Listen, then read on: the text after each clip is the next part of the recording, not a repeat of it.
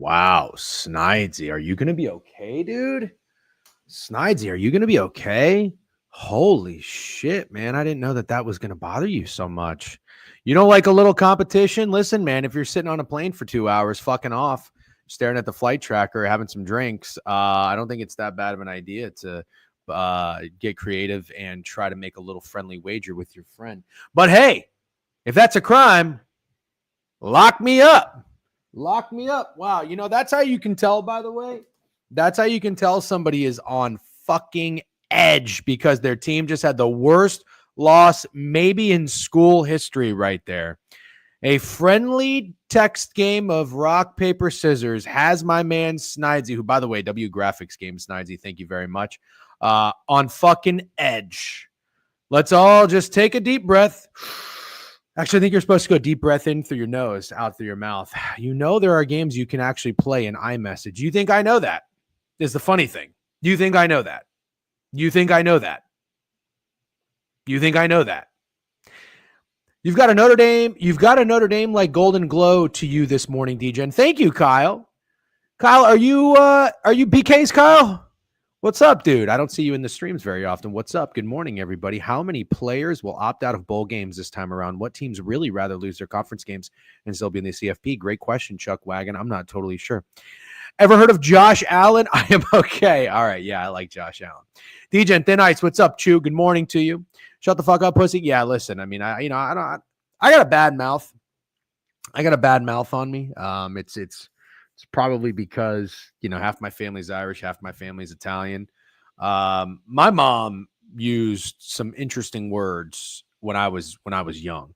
I don't only blame her, which, by the way, it's not blame like a bad thing. I'm glad my mom cussed like a sailor, and my grandma did too. And you know, my dad was no saint with the language, but yeah, for some reason, like I don't know, calling someone a pussy isn't really one of my go-tos. You know, I don't use that one a lot. It's like, you know, when you hear someone call it, like someone says cunt, like if someone calls you a cunt, like that one, like just that digs a little deeper, you know, that really strikes a chord. I don't use that a lot. That's not in my repertoire. Fun word. It's on my repertoire of go-tos for insults, but I have to use it on Steak. And when he gets here, we'll have this discussion face to face, but I got to tell you, he's got to stop with the fucking Ohio State slurpage. Guten Morgen. Is that German for good morning? What's up, Vamp and Twitter? Wow, Twitter's fucking buzzing today. Really wish they'd cut the bowl games and have way too many games, in my opinion. I agree. No cuss words will ever match up being called buddy. Yeah, I agree. Yeah, I don't like. Did you guys ever watch South Park growing up? Amazing show. Love South Park. I think the I'm not your buddy guy sequence is one of the best scenes in show history. I'm not your guy, friend. I'm not your friend, pal. Loved it. Wenyi Ding, 50-1 at Nedbank this weekend. Yeah. All over it. Just tell me when Doc Redmond tees off, brother. Bets are in, buddy. Primer. Yeah. Hey, how did Primer's bets do yesterday? W Primer. By the way, Primer unsubscribed from the Degenerate newsletter the day after we let him on the stream. Coincidence? Yeah, you think Steak is ready to give this guy the fucking the keys to the fucking nukes. You know what I mean? Steak's ready to let fucking Primer into DGen HQ and just run rampant with a key card. 24/7 access. I say nay. Unkman, Tennessee, are you fucking serious? Clown emojis. I mean, so. By the way, what's up with this engagement farming accusations? My one of my favorite burners. I don't know. He's like a friendly troll, but he's also kind of a miserable fuck, which I'm okay with. One of my best friends is a miserable fuck. Shout out, Drew. I can be kind of miserable sometimes. My wife says I'm cranky. You know, I got friends that call me Larry David. But this troll says he's accusing me of engagement farming. Like everything I do now is engagement farming. I heat up turkey in a pan and put it on bread with mayonnaise. I'm engagement farming. I'm betting Tennessee to win the national championship. Engagement farming. Like where is the bar of engagement farming? I could think of some crazy shit to do that I don't genuinely want to do or mean if I said it to farm for engagement. I just don't think that that's anywhere near it. I'm just, you know what Popeye said? I am what I am, and that's all that I am. That's literally it. I'm not phony. I can't pretend to do something that I don't want to do. Yes, I do a lot of stupid shit. Yeah, I make a lot of dumb wagers. You're looking at a guy who took Dwayne Haskins, RIP, to win the NFL MVP when he was fucking coached by Ron Rivera. Because Ron Rivera, I thought, was pretty good with Cam Newton. So I bet Dwayne Haskins win the NFL MVP. I bet Tyrod Taylor to lead the league in passing yards. By the way, these are 75-1, 90-1 wagers we're talking about here for a minimum bet. Like, I did all this, and I didn't engagement farm. These are just genuine hunches. If I have a hunch, I'm going to lean into it. That's the kind of bettor I am. I don't fucking use algorithms and formulas and software to tell me, ooh, is this safe? I don't do that. I'm not saying you should or shouldn't. Live your life. But get off my ass, Hank. I like Hank, by the way. Tailed Prime on Jazz 14.5. Now I got to sell my house. Yeah, that was a big number. Unk, do you watch Tennessee at all? Have you watched Nico? He's fucking horrible. Being a field guy, they don't even post an eye test. Good luck when they're. Yeah, I know, Alan. I did watch Tennessee. I've watched Tennessee twice this year. I haven't watched them enough. Here was my thinking, though. When I did watch Tennessee, and maybe it was skewed because I watched them play Oklahoma. If I had a best bet in that game, it was the under. I did like Tennessee's defense. And I'm thinking if they do beat Ohio State, which maybe they don't, but if they do beat Ohio State, could you imagine the spark of confidence that would give this team? I think they would feel untouchable, and invincible. And I like their defense. They've got some dudes. They've got like some fucking Samoans. I don't know how they recruited them over there, but I like them. Maybe I'm wrong. It's 20-1. What do you want me to do? But yeah, fair enough. What's up, Hunter 86? I tailed Falcons and Saints. I can't. I'm still in piss. Morning, fellas. What are we ranting about already? You were engagement farming when you had eggs stuck in your throat. Pause. But that was a funny stream. What? Oh, no. That was bad. I would never pretend to be choking on fucking eggs. They were too slimy. Tyrod, great fucking bet. Thank you. I would say Ohio State has passed much of an eye test. Nico has also been playing well as of late. Thank you, Luke. Go to battle with fucking Alan Dims in YouTube. What's up, Steak? What's up? Beanie Steak, dude. I'm not even just saying this because I know as soon as I start talking, you're gonna start smirking and be like, "Ah, here he comes, saying some shit that he doesn't really mean." Just to, I think you look really cool with a beanie. Why would I say anything negative about that? I don't say you're gonna say anything negative, but it's just the way you receive how I get started. I think when I'm like talking about something you're wearing is always like, "Oh, here he goes again." You know that meme where like the guy's walking and says, "Oh shit, here we go again." Yeah. So, anyways, problem is it was 14 streams in a row about my hat. That's maybe why I had that tone of voice. Okay, but you do understand the place I'm coming from, where I know you have 50 hats and you wore 3 of them. I think I wore more like 7, and I feel like that's a No. lot of hats to rotate. No, you wore the White Sox one. Three teams, but 7 hats. That's even worse. Why do you have more than one Angels and Diamondbacks hat?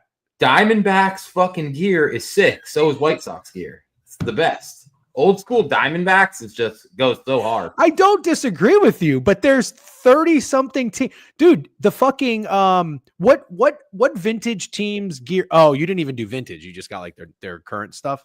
Nah, I got old school Diamondbacks. What old school stuff isn't good? I would. That's fair. I would never wear Red Sox. I don't think I would ever wear Phillies. Don't think I would ever wear Dodgers. Wow. Don't think I would ever wear Astros or Rangers. The vintage Houston Astros was kind of cool. I'm not rocking anything Houston Astros. I actually hate the Houston Astros. Okay, I agree with you. I hate them too. So it's a principle thing. It's not the appearance. Yeah, I wouldn't call myself a Boston sports hater, but I'm absolutely not a Boston sports supporter. I'm not wearing anything. Only thing I'd wear is a Larry Bird jersey. That's literally it. Okay, fair enough. Yeah, I respect that. We were talking before you came in about how one of my favorite trolls, Hank Mardukas, is accusing me of engagement farming because I bet Tennessee to win the national championship. Don't you think that's betting a team 20-1 to win the national championship is like far from engagement farming? I don't think you're engagement farming, but I'm excited to talk about it because I think it's an absolutely horrible bet. Which is hilarious because 12 hours ago you told me you liked it. Gummy steak is different. He's an idiot. I know. But just for what it's worth, you're a lovable idiot. Like that's great. We all like gummy steak. I do have to tell you though, I did not like one bit that the time you wanted to lean in and be a homer on our Orlando Magic was last night. Yeah, I know. It's pretty bad. So anyways, we're not going to harp on that. And Jonathan Isaac he might need to take a break. He might need to take a step back, like Bryce Young, because he is not it. Gummy Steak is legend. Yeah, he's hilarious. And I know when Steak pops the gummy because he gets silly in the text messages.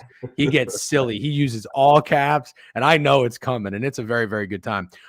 Steak, our game of rock, paper, scissors, Snidesy had a real problem with it. And he said that you can play games through iMessage. Did you know that? Yes, I knew that. And also I saw that he called it gay, and, that's okay. Okay. I didn't really think it was a problem. I think the problem was that you and I pushed 4 times. Yeah, it was the problem. It was. Yeah, I can't believe you've never played like pool or beer pong on your Long time ago. So you can do it. I didn't know that was through iMessage, but now that you mention it, I have played pool. I thought for some reason that was like an app, but it's not. It's iMessage. It's right there in the iMessage, yeah. Yeah, you just take turns and you play it whenever you want. So I played that before, like Words with Friends and Chess with Friends, I think was the thing. Notre Dame 900 plus 900 to win it all. Yeah, we're going to talk about it. While we're yapping, currently planning my bachelor party for Vegas in May. Any suggestions? Fuck yeah, dude. So if you and your friends are all sports bettors, you have to do Circa, I would imagine. And then outside of that, the Win is lovely, but it's very expensive. So I don't know if you're throwing some dollar bills around. Steak, where did you stay when you went to Vegas for the draft? Bellagio? I didn't actually. I stayed at the MGM, which I don't recommend, but we had comps. Okay. Yeah, I don't have a good hotel in Vegas. Do you? That's not. Well, Win and Encore, the answer if you don't have a budget. I think any of those are serviceable. Like I think MGM's great for a bachelor party. Okay. For the price, yeah. Caesar's Palace, it's old, but honestly, that's solid too for the price. But if you want to spend a few dollars, Win and Encore is a no-brainer. Yeah, we did. We splurged one night. We got a fucking 6 suite at Encore. That was unbelievable. It came with a butler, a 2-story butler.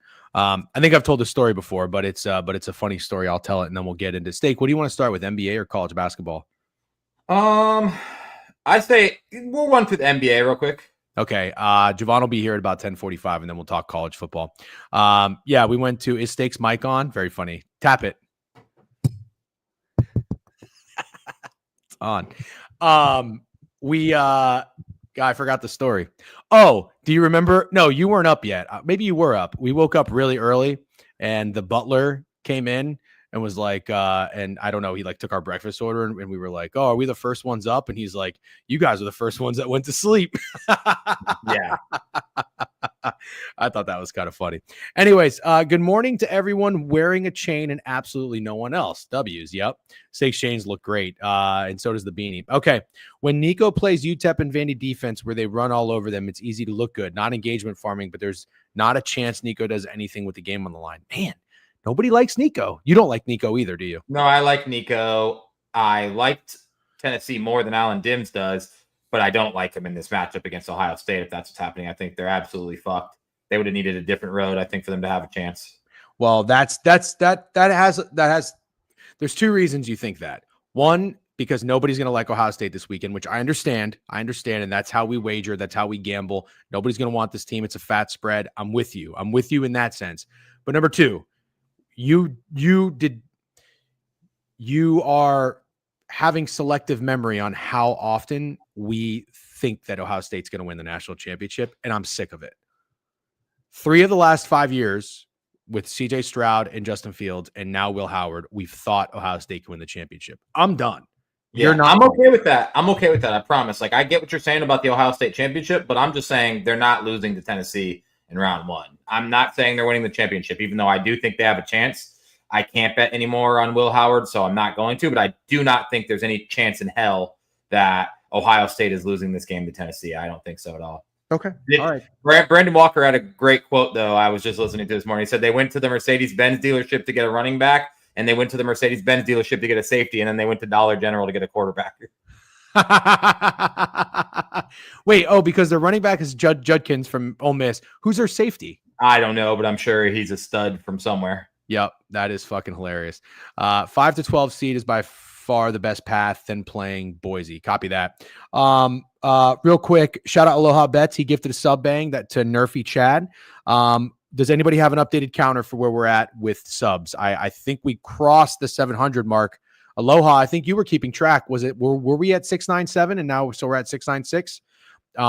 Special case that it isn't even the QB. How the fuck do you not get a kicker? No, it is the QB, but it's insane they don't have a kicker, but it's absolutely the QB. He's Freeze and Sam Oliver are saying it's Caleb Downs from Bama. Oh, yeah. Got you. Yeah. They went to Walmart for an offensive coordinator. Yeah, no shit. 696 confirmed. All right. Thank you. Steak, let's get into it. We've got a glorious college basketball slate, which you have pointed out, and shout out Crutch. Is Crutch's space still going on? I'm not 100% sure, but it was absolutely great. He did a great job. I don't know if he's in here, but it was awesome. Okay, well, when he does, we'll make sure to give him his kudos then. All right, I'm just making sure we've got enough people on the bus to get it rolling. We got 23 in YouTube already. YouTube's been packed lately. 76 on Twitch, and it looks like Twitter's rolling. So let's get this train moving. So you did great in college basketball last night. Not your best in the NBA. Let's see if we can do a little bit of a bounce back. But last night was cup games. Today we've got 6. Looks like a couple teams might be on a back-to-back. Let's talk about it real quick. I'm gonna get up. Oh fuck, you know what? I don't have RotoWire up. Oh, there he is. Yep, I'm here. Love you guys. Thanks for coming. Of course, Crutch. Great job putting it together. And also, man, listen, it's not easy to fucking coordinate things and get people into a space. So I saw you had over 100 people in there. Nice job. Well done putting that together and hosting. You had some good reads on that. All right, real quick. Sorry, I'm trying to get the fucking NBA lineups for you, Steak. Hold on. Okay, here we go. That took a little longer than expected. Boston and Detroit. I know you're a Detroit guy. I want to say Boston is rested. Boston's 13.5, total 221. Can I explain myself real quick before we roll in? Just in case anybody doesn't follow me on Twitter or no. I absolutely knew it was the Knicks, and then I took a 50 milligram edible and started getting sentimental and emotional about the Orlando Magic being on national TV. So for the first time in my life, I made a homer bet, and you see how that went. That can't be the first time. Listen, you are very, very grounded when it comes to the Gators, when it comes to the Vikings, even when it comes to Magic. There's no way that was your first homer bet. I mean, first straight homer bet where I actually didn't think it was the right play. Yeah, I honestly think it was. Can you name another time? I'm thinking now, and no, I can't. I don't do that. Yeah, you don't do that. On the stream, it was the Knicks yesterday, but Don't do Wow. weed, kid. You don't do that. Yeah, I don't do that. Stay off the weed. First and last time, steak hammer. All right, good shit. All right, Detroit, Boston. Listen, can I get back on my Boston first half wagon here? What do you think about? Looks like we got the Clint man out. Hope he recovers well. Sounds like a built-in excuse for that bet. Yeah, that's the first time Alan Dibbs has chirped me, but he's not wrong. I know. Yeah, Steak's usually got Alan Dims' back. All right, what do we think, Steak? Anything with Boston and Detroit? Okay, sorry. Can you go back to the RotoWire? Yeah, no, you don't. I know you're locked into the chat right now. Don't get too distracted. Yeah, it's very hard. God. Okay, you obviously saw that the Pistons got absolutely smacked by the fucking Bucks yesterday. I did. I saw and the what's Bucks the spread? 20+. Looks like 13.5. But that's low. Pistons, the Celtics did not play yesterday, right? Nope. You want to know what the Celtics just did? By the way, the Celtics are 9-12 ATS. They're not a great cover. They just covered 8.5 without Jaylen Brown, I want to say. Probably. They had a back-to-back at Cleveland, and then they came home and smoked Miami, beat them by 19. And it looks like Jaylen Brown is playing. Brown played. Okay, got it. Special. I'm going to defer to the chat on that one because I don't know. Brown played. I guess, yeah. They're always without KP. I'd be more interested to know if they were with KP. I think it's a little short. It's hard to call a 13.5 point spread in the NBA kind of short, but I don't think anybody sees the fucking Pistons last night get absolutely demolished by the Bucks and wants to go back here and take them against the Celtics personally. Not saying I'm taking the Pistons, and I'm sure everybody's tired of me telling them I like the Pistons, but I do lean them. Okay. Are they officially out of the cup now? I think so. Oh, that's too bad. Okay, fair enough. Let's go to the next game. Lakers and the Heat. The Lakers injury report is actually insane. Do you see all these? They have more guys on the injury report that they have able to dress and play. Got a lot of guys out. This is just an insane amount of people out. Bronny James is out again. That's not good. Let's go to, hold on. Let's look at this line real quick. The Heat are 1 up to 2.5. I've been hearing a lot about how LeBron sucks, and the Lakers are, they're kind of trading wins and losses as of late, but they've beaten bad. Well, no, I won't call the Spurs a bad team, but they beat the Jazz by 1. Yeah, they've been pretty rough, man. Sorry, AirPod users, if that was a loud laugh in the microphone, but that was a very funny comment. What do you think here, Steak? Is that a high total for a Heat game? 216? I love it how it's always like when you think a thought, Ramble says it. Under 6 straight for the Lakers. I mean, yeah, that's funny. That comment came in just as I said is 216 high for the Heat.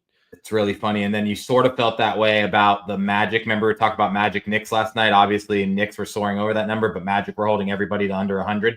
Mm-hmm. And do I like this over at a very similar number? Yes, I do. Okay. And maybe I like the Lakers, if I'm being completely honest. Okay. All right. How do you feel about being a homer tonight?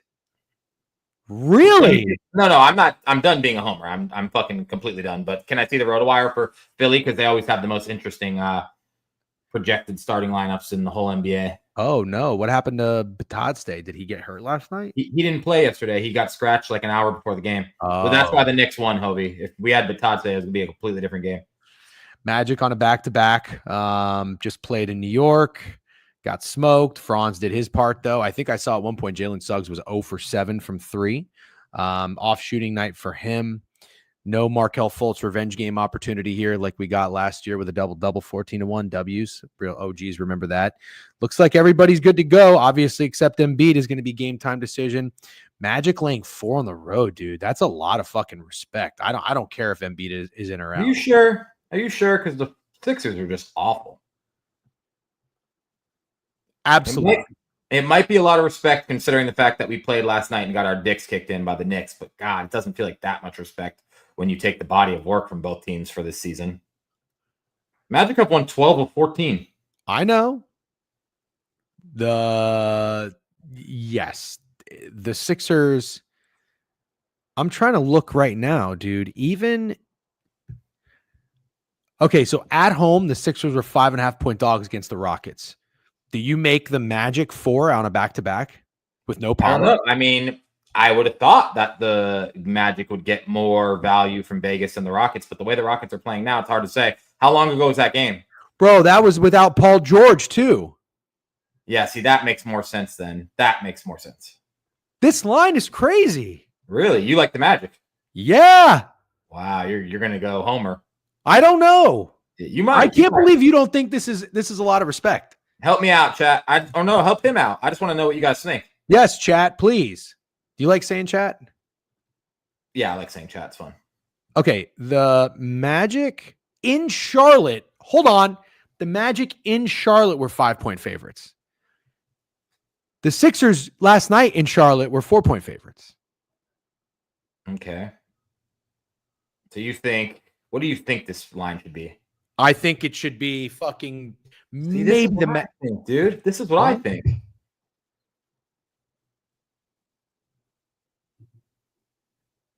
I don't think it's a lot of respect for the Magic. I really don't. The Sixers have been awful. Okay, but the Sixers were 5-point. No, I'm sorry. The Magic were 5-point favorites in Charlotte. The Sixers were 4-point favorites in Charlotte. So that's when was the Sixers Charlotte game. Sixers played Charlotte last night. Sixers played Charlotte last night, and what in was Charlotte? It was a 1-point. It was a 1-point difference in spread. Now they're saying the Magic are 4 points better than the Sixers in Philly.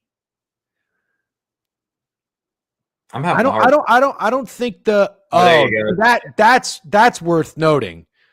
This doesn't really do anything for me personally. All right, we can move on from this game. We're probably spending too much time on it. You don't like anything? What would the Knicks be right now with these exact lineups be at home against the Philadelphia 76ers? And then we'll get off this game because no one cares. What would the Knicks be right now if they played tonight and Paul George and Maxey were in, but Embiid was out and it was Sixers at Knicks tonight? 7.5. Okay. So by that, you would think the Magic should be -3. On a neutral. Yeah. Okay. Yeah. I can't Magic should be 1.5 too. Yeah. I'm not betting the Knicks. I do like teams B2B off losses, but I'm not doing it. B2B. Yeah. Is that a new boy band? Maybe Snidesy's right about you. All right. I like the Magic, chat. I like the Magic. I don't know that I'm going to do it, but I do like them. And I am someone who bet the Knicks last night. I might double dip here. Or zigzag, whatever you want to call it. Okay. I almost said Indianapolis. Indiana and the Nets. Pacers are 2.5 at Brooklyn. Nice call, by the way, on the Raptors last night. I don't know if you ended up playing them, but I think I almost liked the Pacers in that one. But Scotty Barnes had 35 points, played great. Pacers are on a back-to-back. The Nets they got to be rested, right? Yeah, they had last night off. Coming off of 3 straight L's. Dare I say, I think the Nets would be a little bit of a trendy home dog tonight. I know they're a small plus price, but rested and Pacers up back-to-back off a loss.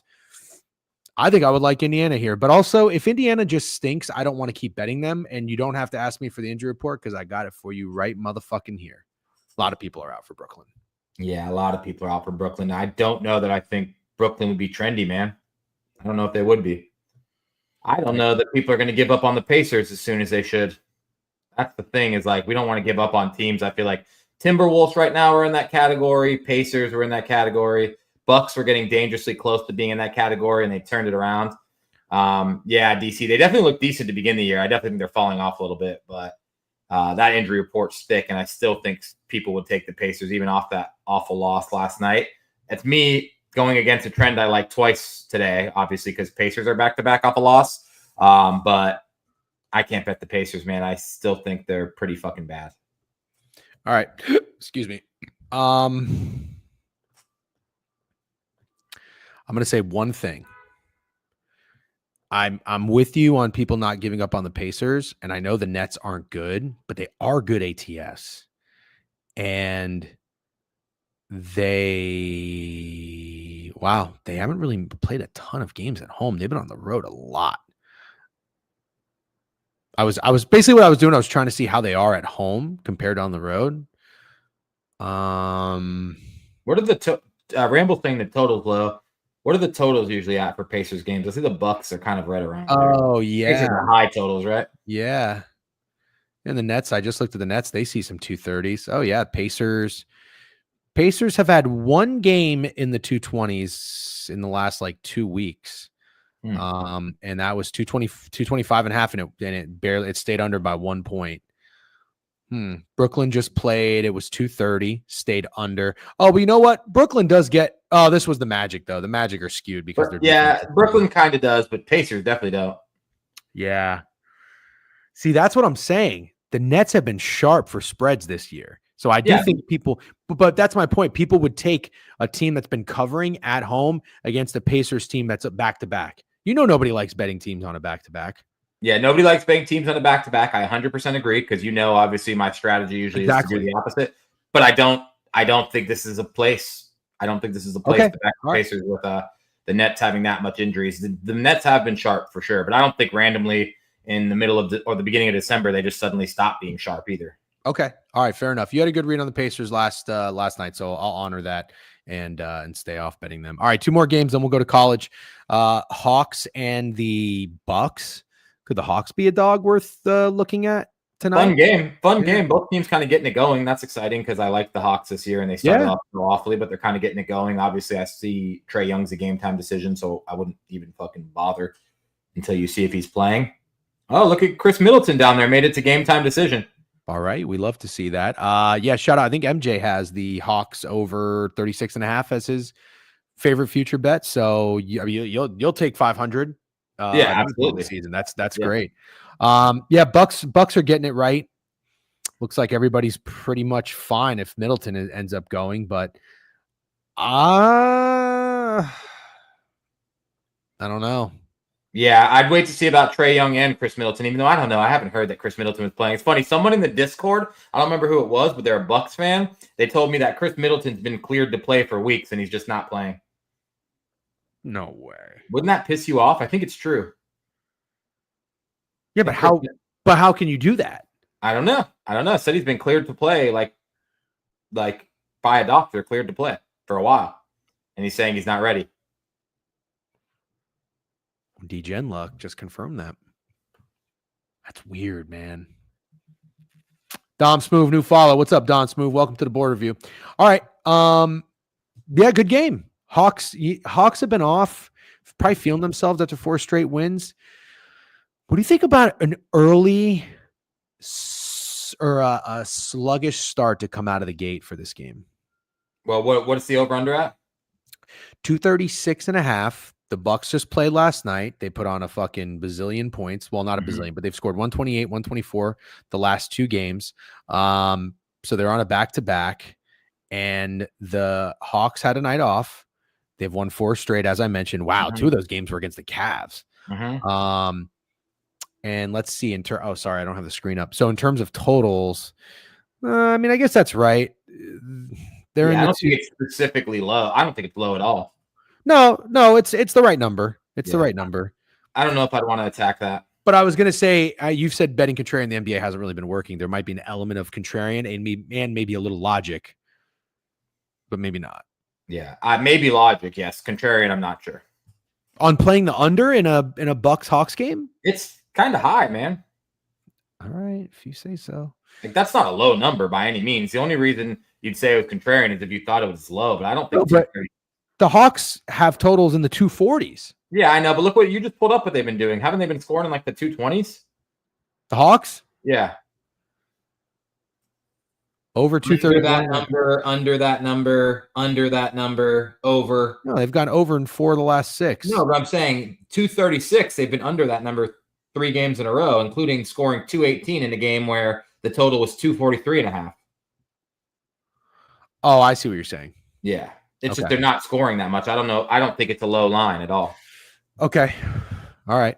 And then let's go to a team that you have been honing in on and fading successfully, the Minnesota Timberwolves. Give me the Clippers. Really? Remember what I said yesterday? This is exactly where you like the Clippers. This is exactly where they thrive. Short dogs. You did say that. Yeah. I didn't even know this game was happening when I said that. Give me the fucking Clippers, dude. I'll always take the Clippers against the fucking Wolves. They almost just beat them. I had them fucking money line and spread, and I lost. They won by 1 point.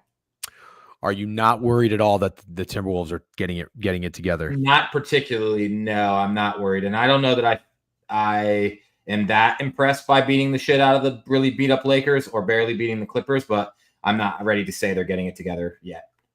The Minnesota Timberwolves have played like all these West Coast teams, but at home. So this is their first road game.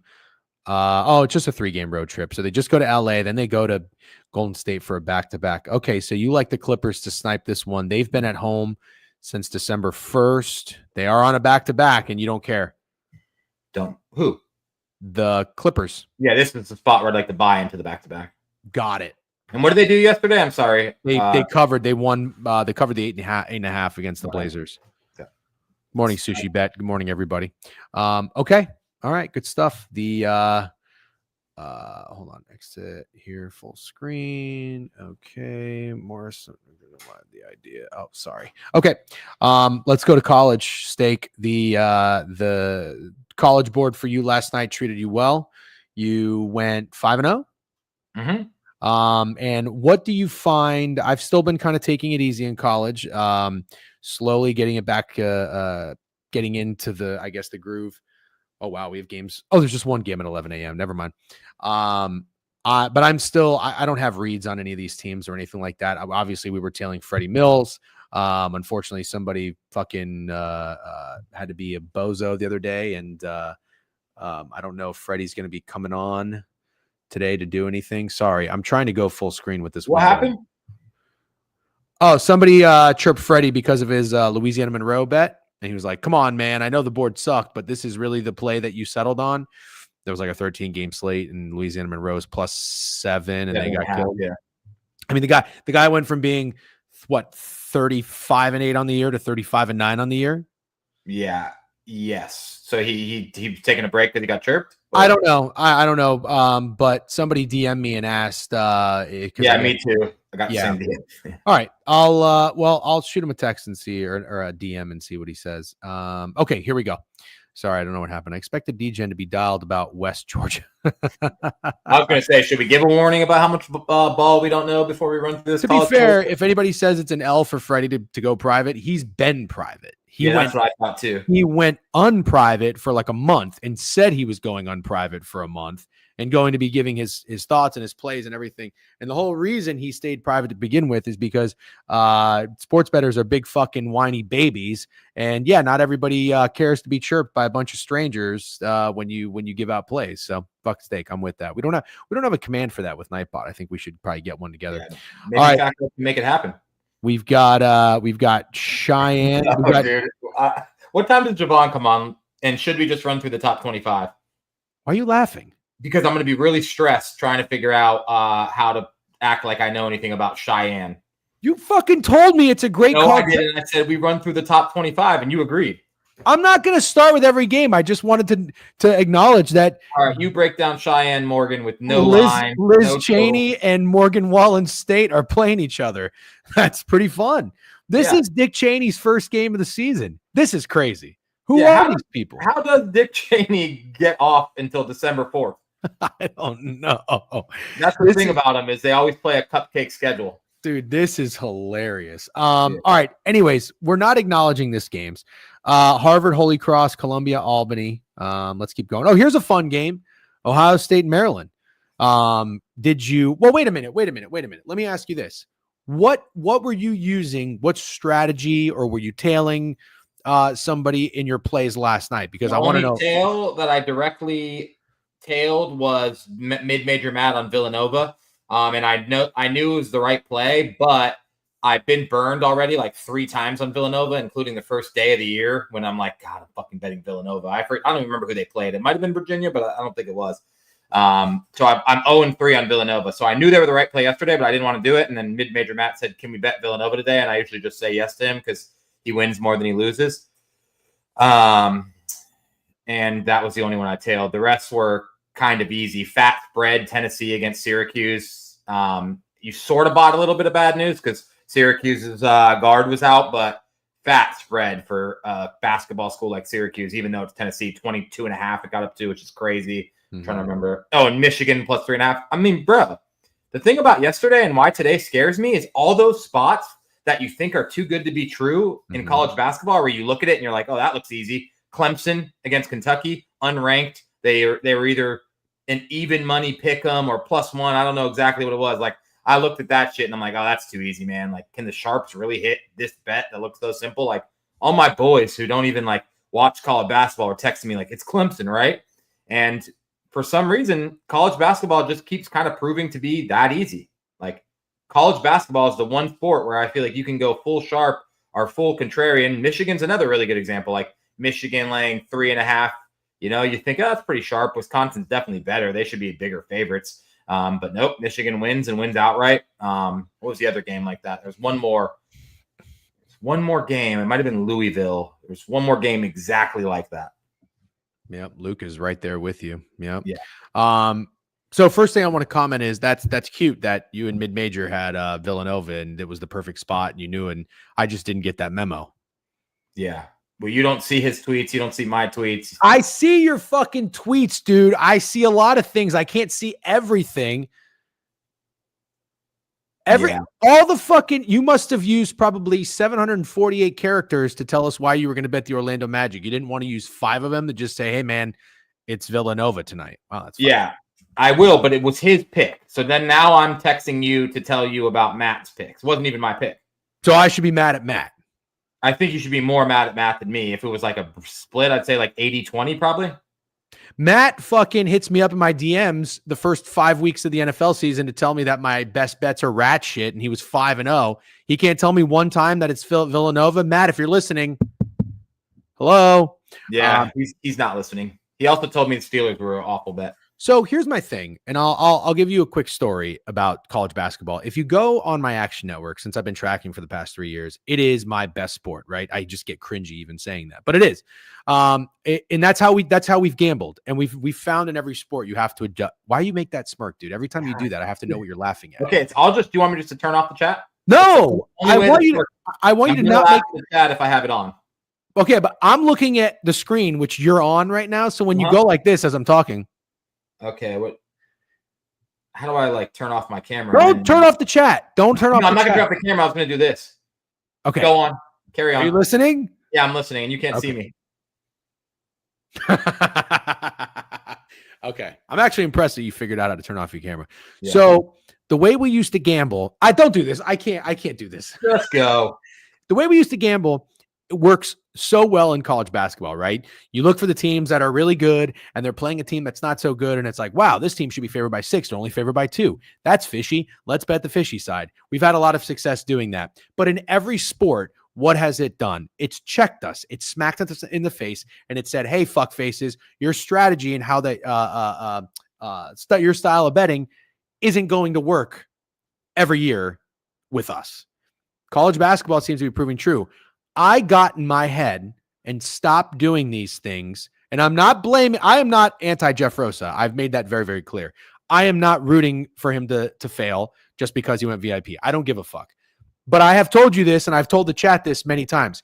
Jeff Rosa's POD was the unranked favorite against the ranked opponent, and it would be at fucking 10 a.m. He would have this POD and the tweet and the graphic, and I would psych myself out. I'm like, God damn it.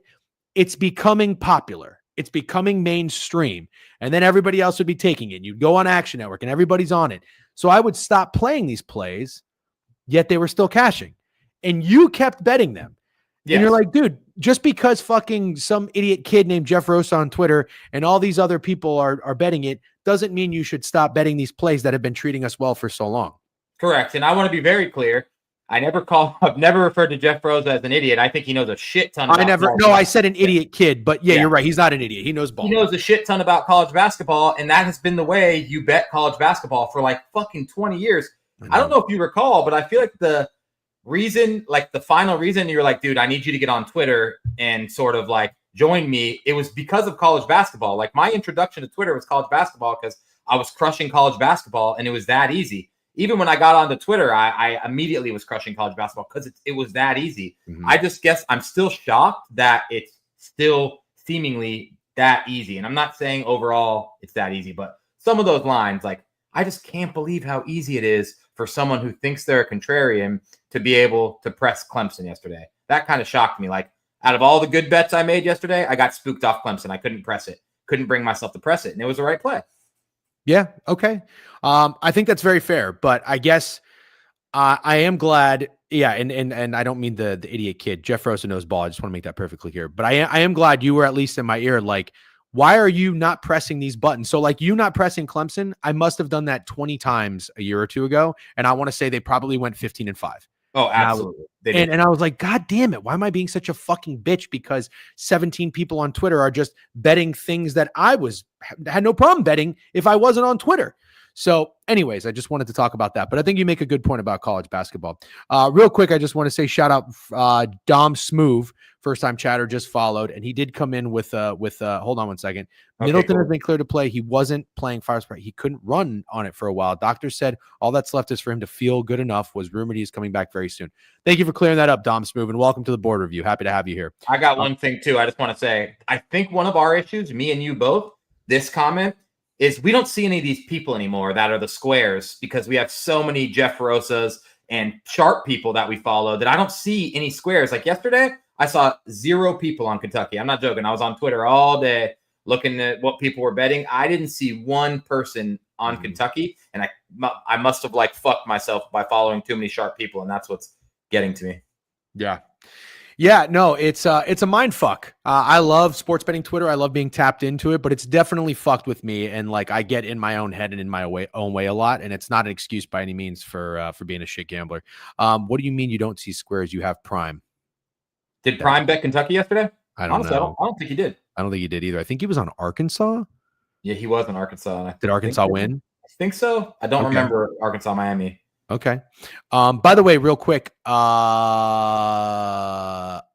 absolutely do have stakes notifications on, but I think I have like 15 other people's notifications on, and I just follow a lot of people on Twitter. So sometimes I don't see all of stakes plays or tweets. Sorry. Arkansas won and didn't cover. Got it. Okay. Thank you. Anyways, let's get back into it. I think that was good banter. Hopefully people enjoyed it. Okay. Ohio State, Maryland. I mean, is this an unranked favorite against a ranked opponent? I know, but isn't it hilarious? Like, it's the perfect segue. Perfect segue. It is for what we were talking about, because just looking at this, Ohio State's 5-2 against the spread. Maryland's 4-4 against the spread. I do think Ohio State's coming off a loss. They are overtime loss against Pitt, and they've lost to and failed to cover as 5.5 point dogs at Texas A&M. Maryland has won 4 in a row and played. They beat Villanova. Sorry. Yeah, that's okay. Villanova on a neutral. Besides Villanova. They were favored by 6, though, so they were expected to win. But Villanova sucks. Oh, okay. Lost to Marquette. How's Marquette? Marquette's good. Always decent. Yeah.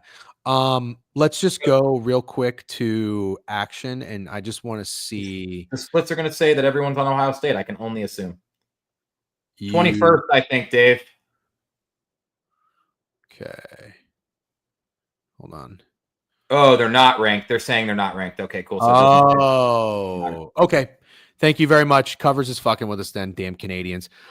This is action is saying open 4, bet up to 5.5, total 147, staying the same. Okay, so maybe you wouldn't say it fits that system. Maybe you would just say the spread seems a little big. You would. I'm just saying, like, any way you slice it, I think Maryland's a button you press and hit more than you don't in college basketball. For what it's worth, according to a split service or whatever on Wager Talk, it does say 70% of the bets and money are on Maryland. Open 3.5, bet up 2 points to 5.5. Another thing that I like to observe a lot, have you noticed if Steam is doing well or not well? I know, obviously, Freddie moved markets for a while. Or I don't know if he did, but you know what I mean? Like, he got really good CLV. Those were doing very well. There's always a little regression, law of averages, whatever the fuck you want to call it. Yeah. Have you been seeing, because you've been more tapped in than I have, has Steam been losing or winning, you would say, in the past week or so? I can't say I've been paying much attention to that specifically. That's a fair answer. All right, so 2 points towards Maryland here. Any way you slice it, the line's insane to me. Maryland does have really good home court advantage, though. I think they're probably known for that. But anyways, we can keep going. We're not going to talk about Green Bay. FIU, FAU is probably not worth talking about. Here's a good one. Baylor and Connecticut. So covers is definitely tweaking because UConn's obviously not ranked second. Yeah, don't pay attention to that Okay. chat. We've got Connecticut 3 and 3. Okay. I can tell you, I don't even know if Maryland's going to make my card. These are last week's rankings. Cool. Thank you, Kev. Okay, thank you. I don't want to bet UConn games. I think I don't remember who I was texting, but you know how I say, like, with big name teams and schools that had recent success, people don't want to give up on them yet. I think UConn might be fucking terrible this year, like really, really bad. And I just think it might be hard for people to accept because of how dominant they've been over the past couple seasons. So I'm not touching this game, but honestly, my basketball brain would say Baylor immediately. Exactly, Dijon. Thank you. That's exactly what I'm saying. Oh, Vegas hasn't caught up to UConn being trash. I have a quick question. I'm curious to hear your thoughts, and I'm curious to hear the chat's thoughts because we have some time. It's 10:50, and we've got Jovan probably coming in here any minute. Elaborate, Crutch. I'd love to hear it. Do you think that fucking Dane Hurley is kind of annoying? Isn't it funny how quick you can become annoying when you're losing? Yes. Like, you want to know who I think is going to become really annoying when it goes bad? Completely off topic. Hold on. I was going to say, are we talking a different sport? Yeah. Patrick Mahomes. No. Patrick Mahomes is already very fucking annoying. Wait. You're going to say Dan Lanning. Yes, I am. Dan Lanning will be the most annoying fuck ever when they start losing. He's ridiculous. I so disagree with you. I see your point, but I don't not like it. Yeah, I don't not like it either because they win, so it's always working. Like he says, the speech against Colorado, then they beat the dog shit out of Colorado. You got to respect it. The halftime speech against Washington where they smashed the helmet, that's fucking ridiculous. And you'll get tired of it quick if you're losing, but they're not losing, and they could win the championship this year, and everyone will call him the coolest guy ever. But when it goes bad, you'll be asking the same thing about Dan Hurley because he seemed cool as fuck last year.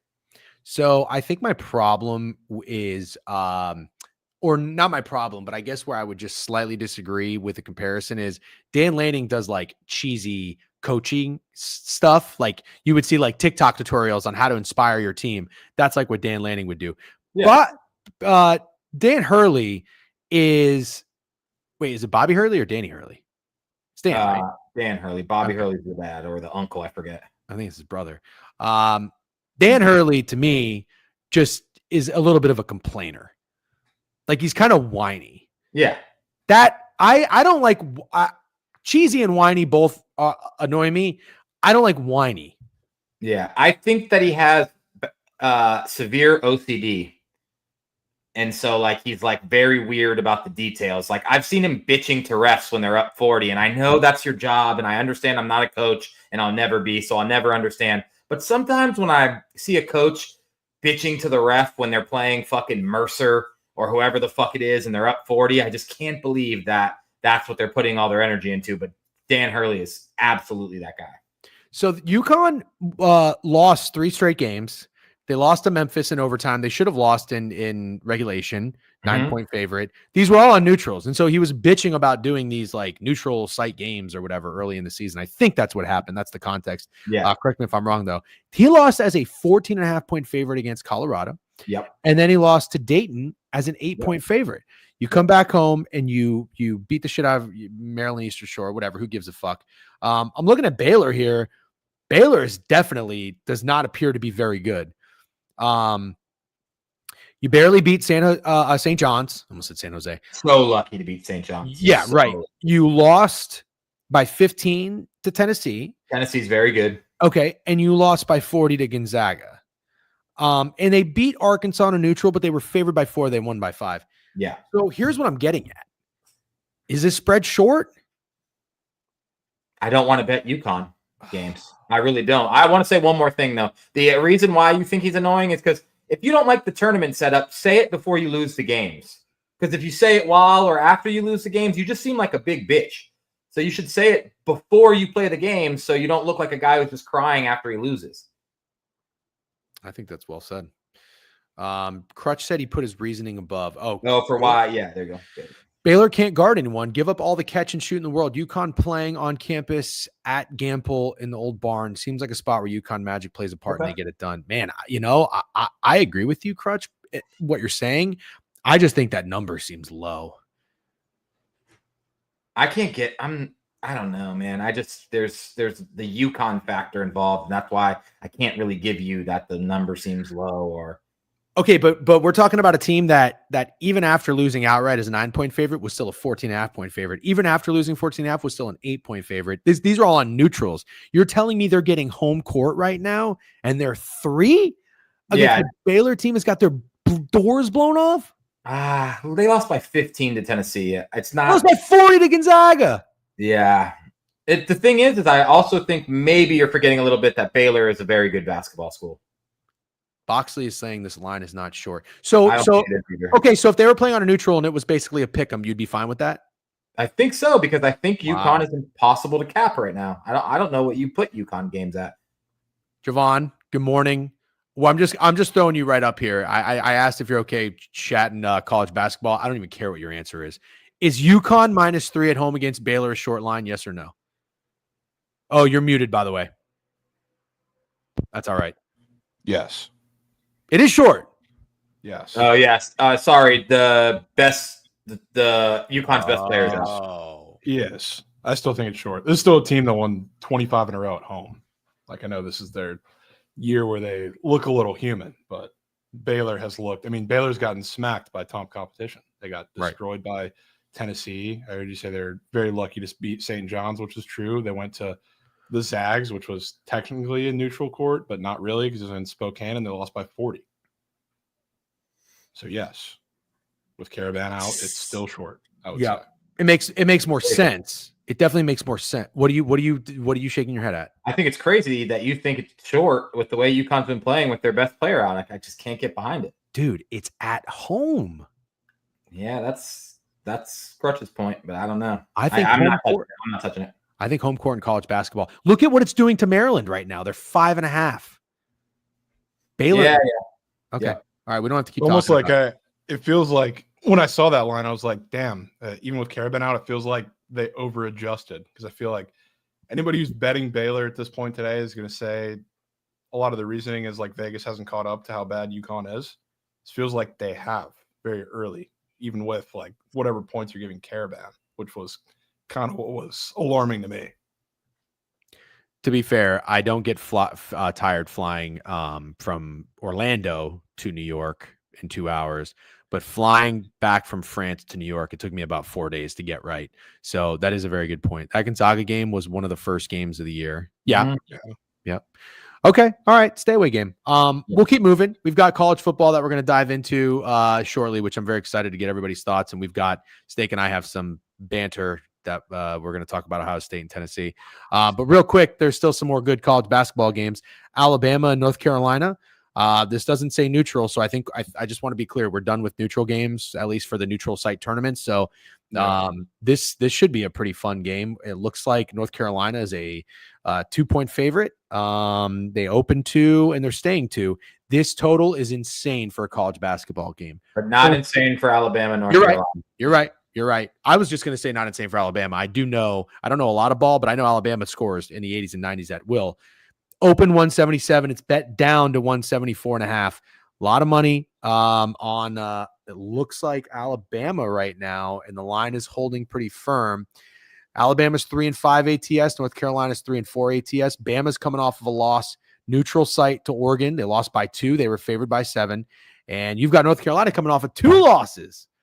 Lost by 13 on a neutral to Auburn and lost by 3 again to Michigan State, where they were favored by 5. Steak, do you have any thoughts on UNC? I think this is kind of like the disappointment bowl, with the exception of UConn. I feel like these two teams have been the most disappointing so far if you go off expectations. It's funny you brought up the total.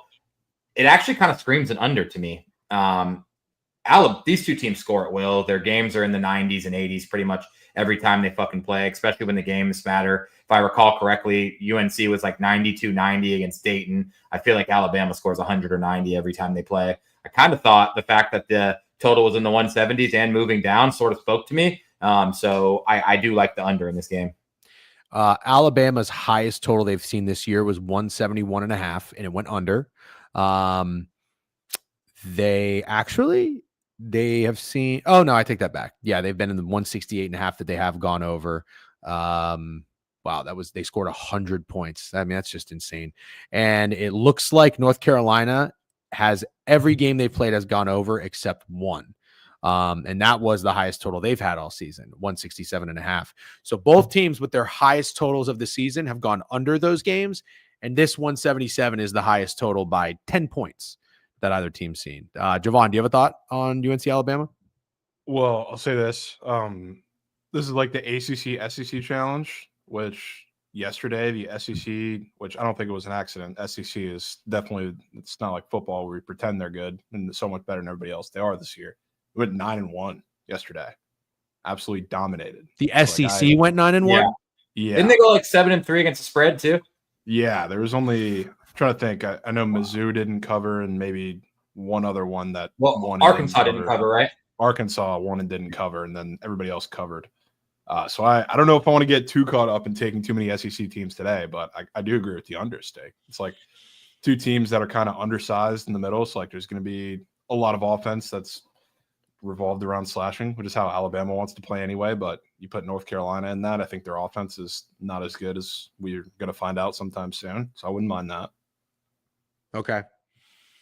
Yeah, I don't know.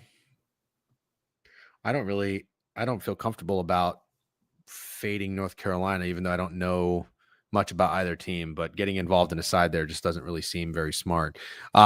Marquette, Iowa State. Don't pay attention to the rankings, guys, in case if you're just joining.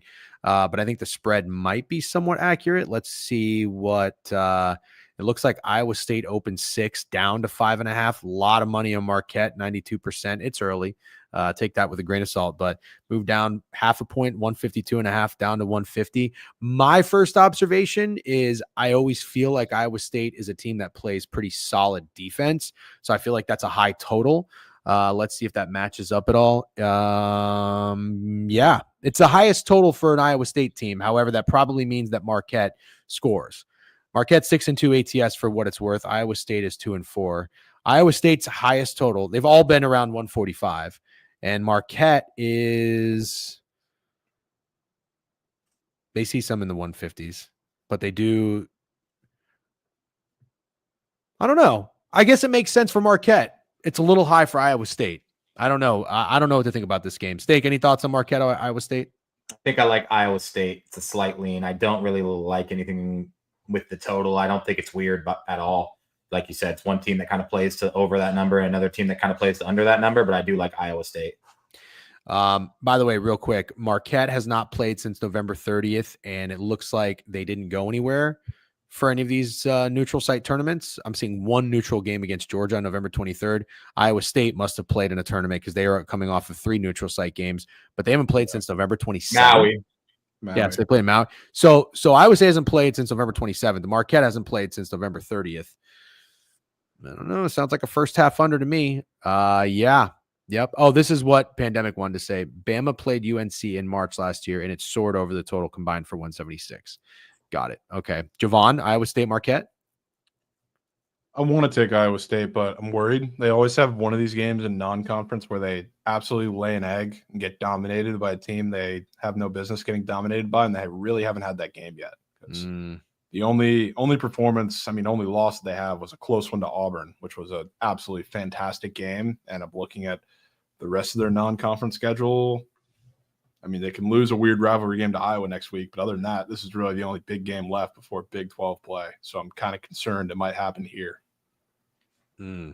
Okay. Kansas Creighton? Kansas at Creighton? What's up? No, it's just I'll let you do your thing first. But this is one of those games that we talked about. Like the contrarian brain immediately tells you to bet Creighton, right? You immediately look at the line and your contrarian brain thinks bet Creighton. Feels so easy. But like I said, like in college basketball, dude, these bets just keep hitting at a pretty alarming clip. So I don't know if the rankings on covers are accurate, but it says Kansas is the number 1 team. Creighton is coming back from Maui, playing at home. They're 1-6-1 ATS. They're getting 4 points Kansas is -4. Let me see if Wager Talk has that any different. Nope. Open 4, staying 4. Total win 152 is also not moving. Kansas, on the other hand, is undefeated, and they cover. Wow. Duke was favored by 4 on a neutral. And Kansas won by 3. And then they didn't slip up against Furman, covering 20.5 and winning. So, okay. And Creighton's best player is a game time decision. I think he's fine from what I've been seeing. He must be if the spread's what it is, but Cal Brenner didn't play over the weekend in Ashcraft. Oh, they still have those 2 guys. Yeah, they do. I kind of like them. They've been awful to start the year. Okay, Jovan, what do you think about this? I'm not so sure, because I hate the whole they're getting everybody back and healthy for this game, which is a scary thought to be buying into a team in a situation like this. But I don't want to take Kansas. Like the thing that scares me the most, I don't like betting on Creighton because Pop Isaacs is fucking terrible. It's like he is ultimate shot chucker. He's going back to play a Big 12 team in Kansas who knows him pretty well. So if all the onus is on him, if they're smart, and Bill Self probably is, they're just going to deny the ball from everybody else's hands and make him shoot, because that's how they'll lose games. And then all you have to do is be physical with Kalkbrenner, which Dickinson can do, or anybody else can do that they put on him, and their offense stalls. Just like I want to bet Creighton because of the line, but I can't do it. And Steak, what you have been saying and what you said when we got to this game is the perfect example of college basketball where it's just that easy is you notice the line is short, so therefore you'd take Creighton. Yeah, I noticed it yesterday. I bet you'll see a lot of like cappers, PODs today or Creighton. That's how it works. And it will still probably hit, honestly. But I am now getting like suspicious and weary of how easy it seems. Yesterday was every short home dog. Insane. I couldn't believe it was just like you could have parlayed every sharp play and became a millionaire yesterday. So you're not going to play Creighton, though. I don't know. I don't know. Okay. Really don't be mad when you see it on my card. All right, let's go to, is Pitt Mississippi State worth talking about, or should we go to Auburn Duke? 100%. Another really fucking weird spread. And obviously what Jovan said about the SEC versus the ACC is noteworthy, but why the fuck is Mississippi State 5.5 against a pretty decent Pitt team? So Mississippi State is coming off of their first loss of the season, neutral. Yeah. They were favored by 8.5. They lost by 10. And then Pitt, on the other hand, has only 1 loss. They lost by 6 points to Wisconsin. I've actually bet on. That's the one bet I think I took so far on my own this year was Wisconsin not at UCF, playing UCF on a neutral. Does that sound right? Why don't I see it on here? Oh, that's not Wisconsin's schedule. I'm a fucking idiot. Anyways, Pitt beat Ohio State in overtime as a 5-point dog, took care of LSU, slipped up to Wisconsin. Other than that, they look pretty good to me. Beat West Virginia. Like, they're not playing nobodies. Beat West Virginia by 24. Jesus Christ. Okay, so you're saying this line is very steep. It's a lot of respect to Mississippi State. Mississippi State has not played since November 29th. Neither team has played since November 29th. Okay, so this must just be a common thing around the league then, I'm assuming, because everybody got back from Hawaii and whatnot and are taking some time off. Totals 149. Mississippi State 3.5 up to 6. Is that injury related, or is that just people hitting fucking Mississippi State because they think they see some value there? It is injury related. So somebody's out for Pitt. Yeah, I know Damian Dunn was already out for Pitt, and then I believe their big man, I forget how to say his name, but he has like 2 names and is massive. He's also hurt, I believe. Diaz. So they're out, or are these like game time decision guys, or are they out? I'm pretty sure. I know Damian Dunn, I think, is out for a while. Diaz got hurt in the last game, and I think he's for sure done. Mid-Major Matt says no one respects Pitt. Yeah, probably true. And then, like I said, the fact that the SEC is dominating might make this feel easy too, but this spread feels fat to me. Okay. Because it's not his first game out, right, Damian Dunn? Or is it? Not his first game out, but Diaz, the center's first game out, yeah. Oh, I see. Okay. All right, so I'm getting the vibe from you, Steak, that you feel like the line is saying it's Mississippi State, even with the injury news, but you're not sure that you want to do it? Yeah, I don't think buying bad news in college basketball works either. Okay. And Jovan, do you have any thoughts on this? I think I want to take Pitt. It's Yeah. the one that I will buy into because I do agree with Matt. I think nobody respects Pitt. They've been kind of like BYU football. Like it's been sharp to fade them every single game. Yeah. How do you guys get injury news on college teams? Do you just search the school?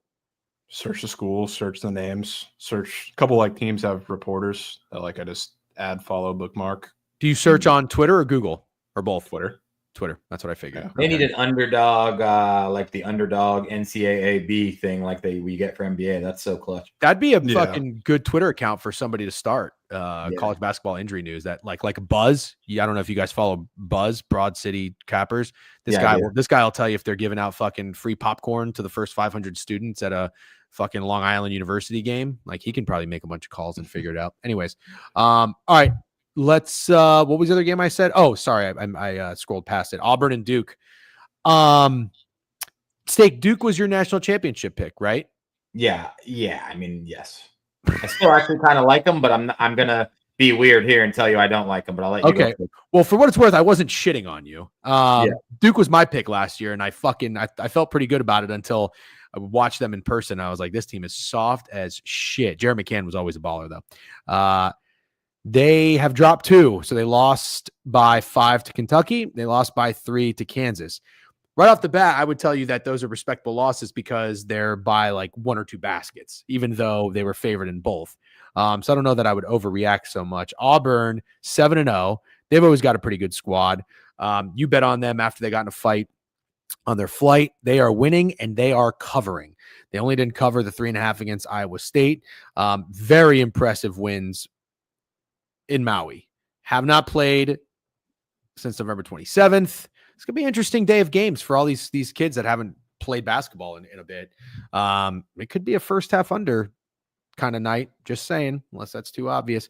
Duke -2.5. I'll check Wager Talk and see what we got here. Open 2.5, staying 2.5. Total 147 up to 148. Steak, you don't like Duke?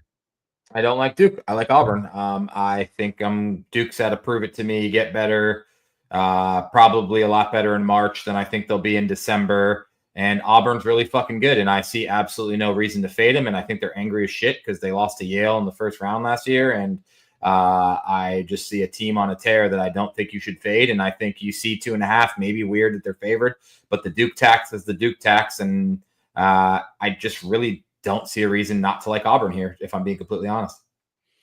Jovan, do we align? Do align. It's just I have a hard time pushing the Duke button when I saw or have seen like Duke get pushed around by teams that are not nearly as physical. Auburn's going to go out there and punch you in the mouth 1 through 5. They're going to put multiple massive physical defensive bodies on Cooper Flag and everybody else. And like if Duke just doesn't shoot over the top of them, they're cooked, which I'm not saying that's impossible, but that's probably the only way they win this game. Is the line weird? You guys would know better than me. No.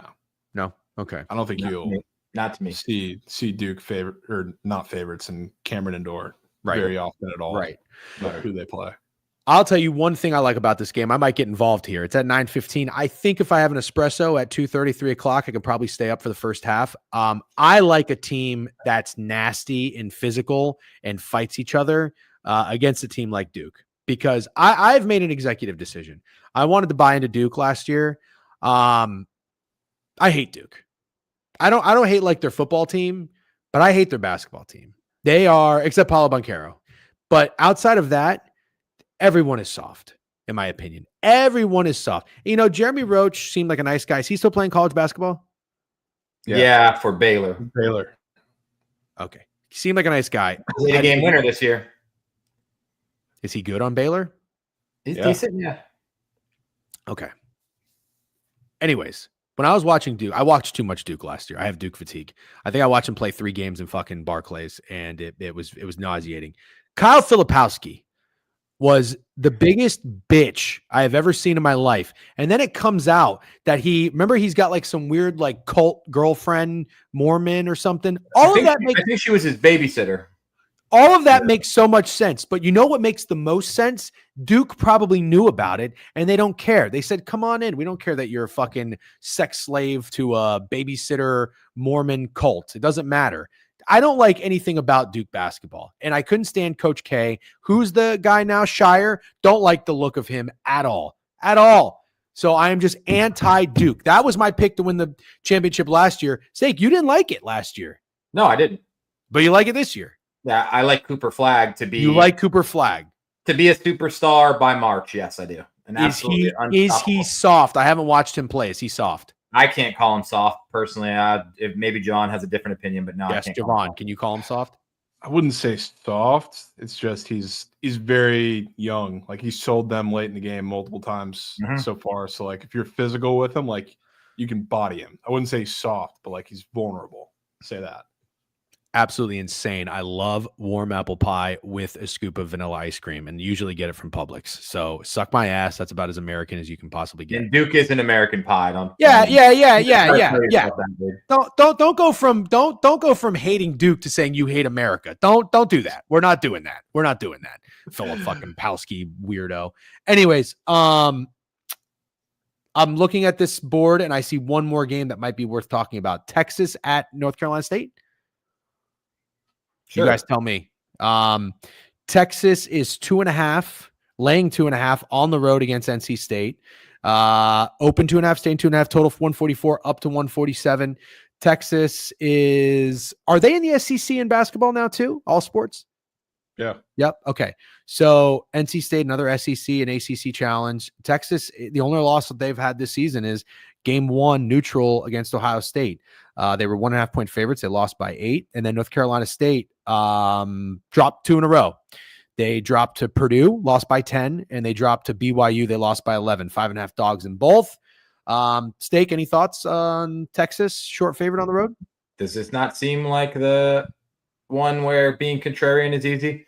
The fact that the SEC has been dominating the ACC and Texas is definitely better and playing better, and NC State was just, like you said, 5.5 point dogs in back-to-back games where they lost by double digits. Like, does anybody who's not a gross contrarian want to press NC State here?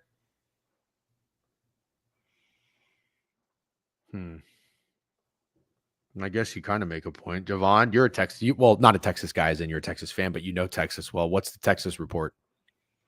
I think they're not very good, frankly. And I kind of wanted to buy in this team when I look at the roster, and Trey Johnson's fantastic. But other than that, I mean, they've gotten very, very fortunate so far this season. I mean, they haven't really played much of anybody. They were in a dogfight with St. Joe's, who's pulled some upsets. They're kind of good. They were in a dogfight with Syracuse, who's terrible. I don't know how they lost that Ohio State game, but they outplayed them and honestly should have won. It was a travesty. So I'm concerned with them going on the road against NC State, who is also not very good. But this is definitely, I would say, the most egregious looking line out of the bunch today.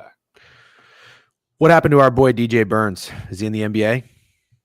I don't think he's in the NBA. I think he's somewhere else. I think he would be a pretty good hype man at worst. What's the guy? What's the dude's first name that played in like the G League for the Grizzlies? Lofton, you know what I'm talking about, Jovan? Kenny Lofton. Kenny Lofton, yeah. I feel like DJ Burns has a similar like career to him. Where floats around. He like played for the Grizzlies. He like was for a couple games, but never really made it. I feel like that's going to be DJ Burns' story. Where did Kenny Lofton come from? What college? Tech. Okay. I don't remember him at all, by the way. When somebody said Kenny Lofton, I thought either he was a NASCAR driver or a baseball player. Well, he was a baseball player. Yeah. Kenny Lofton. Yeah. Well, I know, but like I know he's not today's baseball player, but that's just that name for me. Like it doesn't make sense with basketball.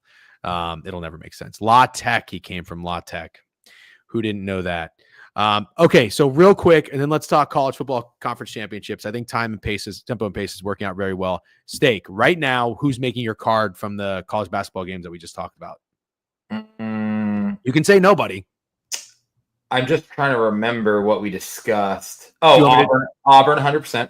I'm in. I'm tailing. And the under Alabama, North Carolina. Okay. And possibly NC State, but let me get back to you on that one. Ohio State, Maryland, anything? I don't think so, but I do think Maryland's the right play. And I immediately thought Mississippi State was the right play too, but Javon's spooking me off a little bit with the injury news. I saw Ramble say team total under for Pitt. Maybe I just tail him on that. Mm-hmm. I'm not sure on that one yet, though. Okay. Jovan, you got any plays that or buttons you're pressing for sure? I do probably want to push some of the road dogs after the home dogs went yesterday. I feel like if you take Baylor and Auburn on the ML, one of them's winning at the very least. So that's probably my strategy so far. Tail stake on that under too. I kind of like that. Yeah, my favorite bet is Auburn for sure. Wake up and smell the roses. Good morning, Prime. How are you? Wait, one more thing that I want to say, because I know you, and if you do stay up and watch the first half of the Auburn game, I think you're going to become an Auburn fan. Oh yeah, well, for sure. To be fair, I liked Auburn when was it Jabari Smith was on Auburn? Was he on Auburn like 2 years ago? Does that sound right? Yeah. I did like Auburn, and they have Bruce Pearl, right? Still, Tennessee's old head coach. Yeah. I did like them. They had this guy, the big guy. I think he played there last year too. Who did Auburn lose to that they shouldn't have lost to? BYU or something? Yale. Yale. That's right. They had this big guy, and I want to take Auburn so bad to win it. Like that would be my pick live in season because they do have dog in them.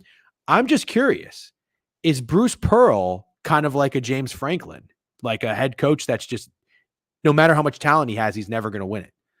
Is that fair or not?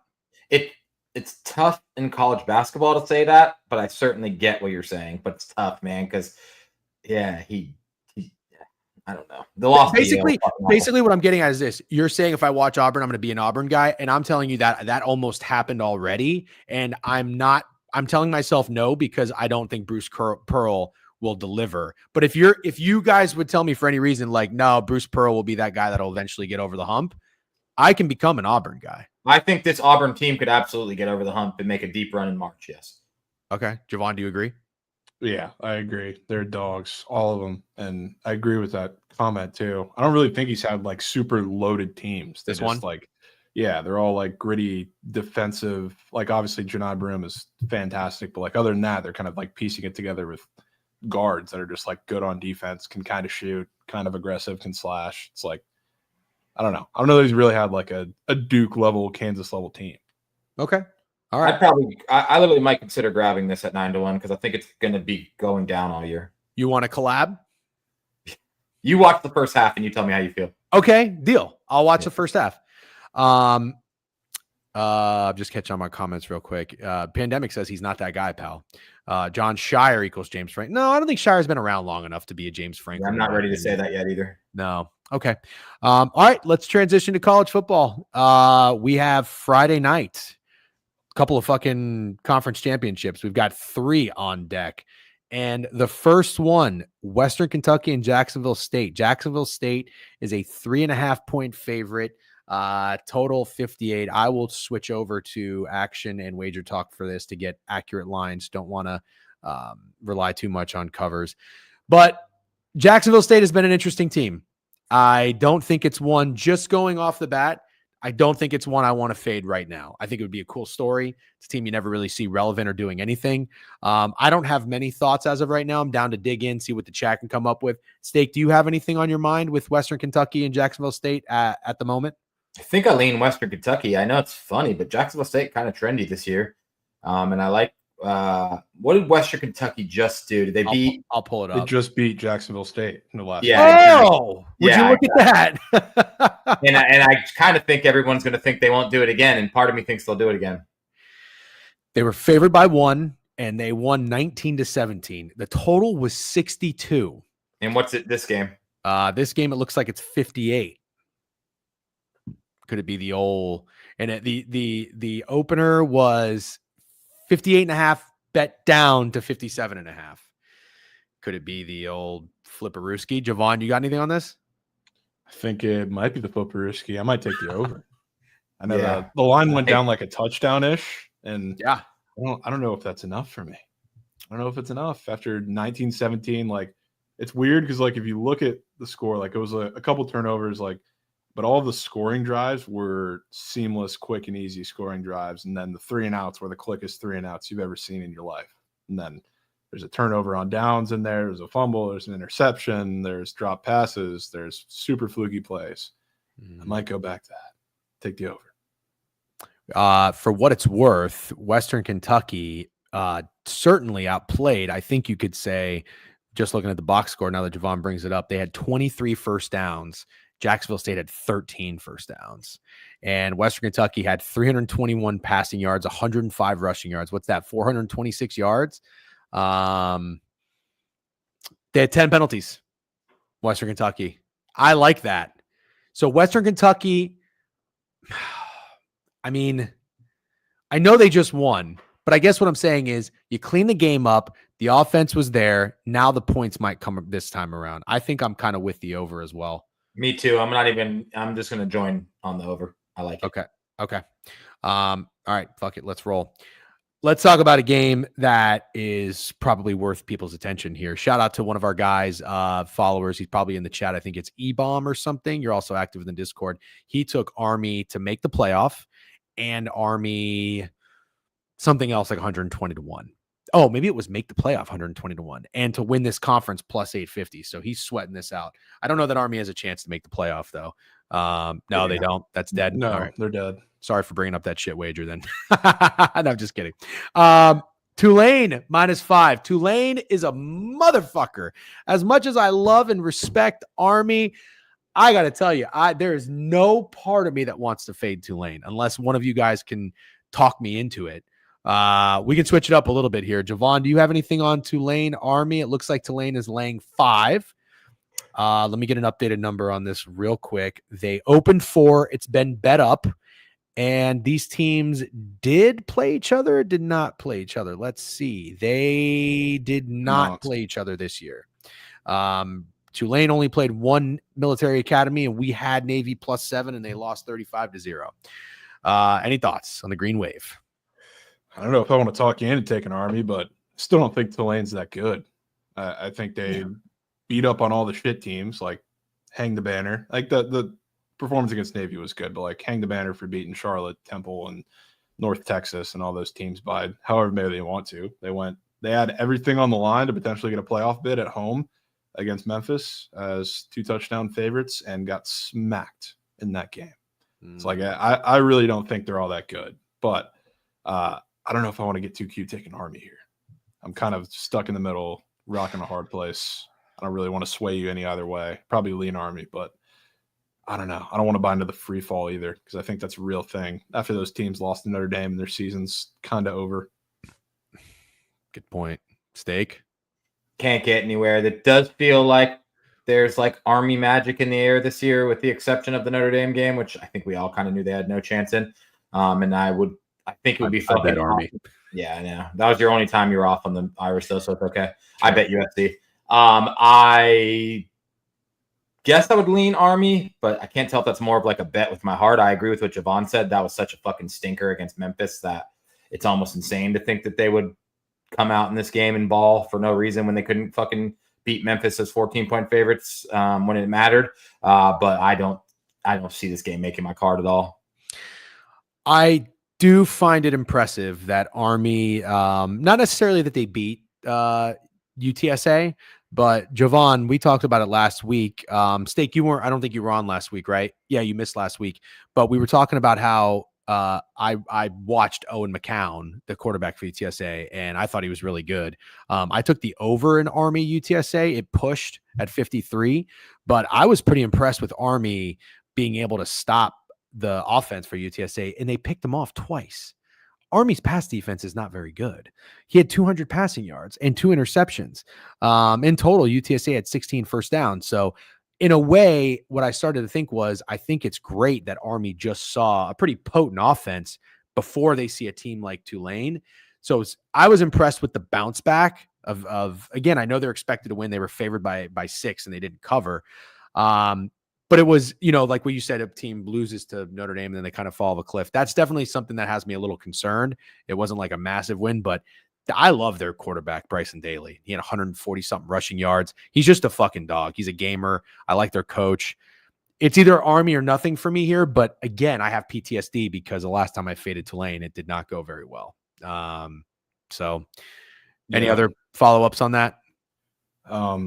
I mean, I'll say this too. I don't think they've really had even though they played Navy and shut them out in that game, I don't think they've had a true test against like a Service Academy offense yet, because people forget like Horvath, the Navy quarterback that's their everything, just like Daly, didn't play in that game.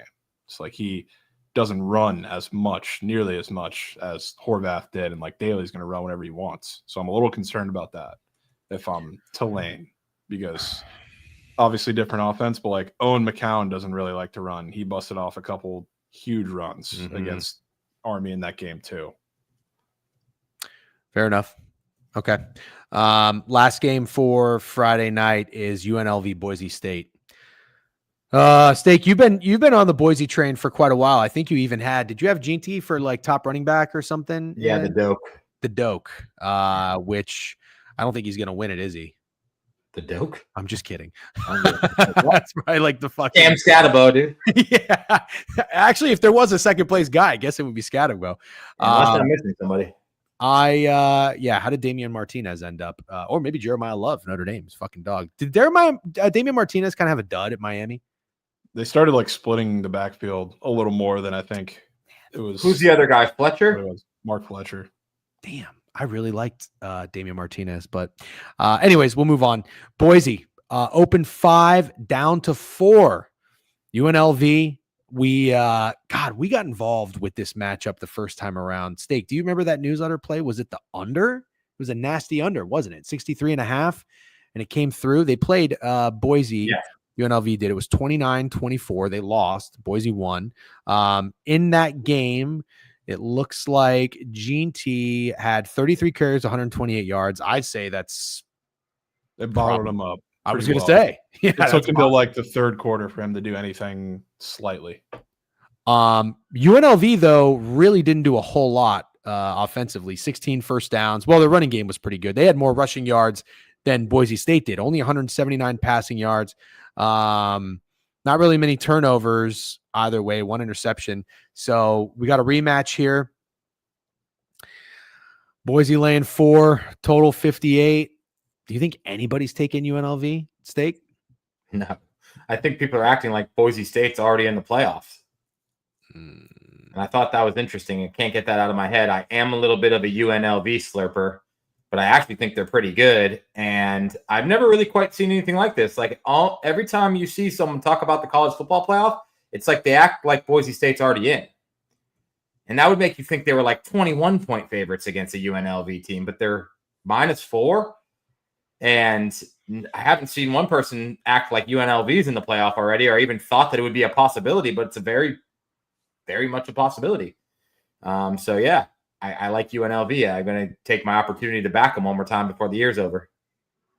UNLV, since that loss to Boise State, they've ended the year with 4 straight wins, and they've covered the last 2 at San Jose State. They won by 7.5 favorites. They covered, and then Nevada at home, 17.5-point favorites, and they covered. Jovan, anything in this one? Yeah, I'm going to take UNLV too. Wow.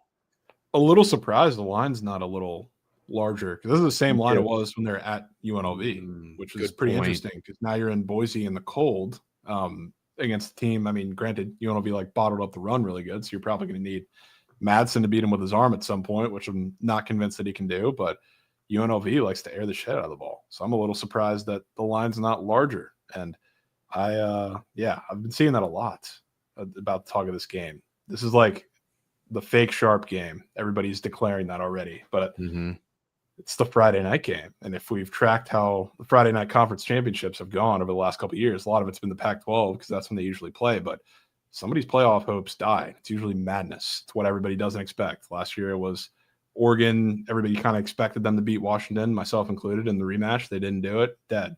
Right before that, it was the USC game where they fell flat on their face the year before and dead. I think it's Boise this year. Dead. UNLV team of destiny after that Matthew Sluka bullshit. Wow. Love it. Also, I want to toot my own horn. I had Washington money line last year, and that was one of my better hits of the year. You did. Yeah, you nailed that. You sniffed that one out. All right. Great point there, Jovan, with the fake Sharp calls. I don't really want to fade Boise, but I think I'm gonna tell you guys on UNLV. Fuck it. Okay. Saturday, that's it for Friday. Saturday, noon game, Ohio, Miami of Ohio. I don't have anything in this game. I can't even pretend to. Miami of Ohio is a 3-point favorite. Do you guys have anything? We'll just go quickly on this one. Steak, Jovan? Not No? really. All right, let's get into a good one then.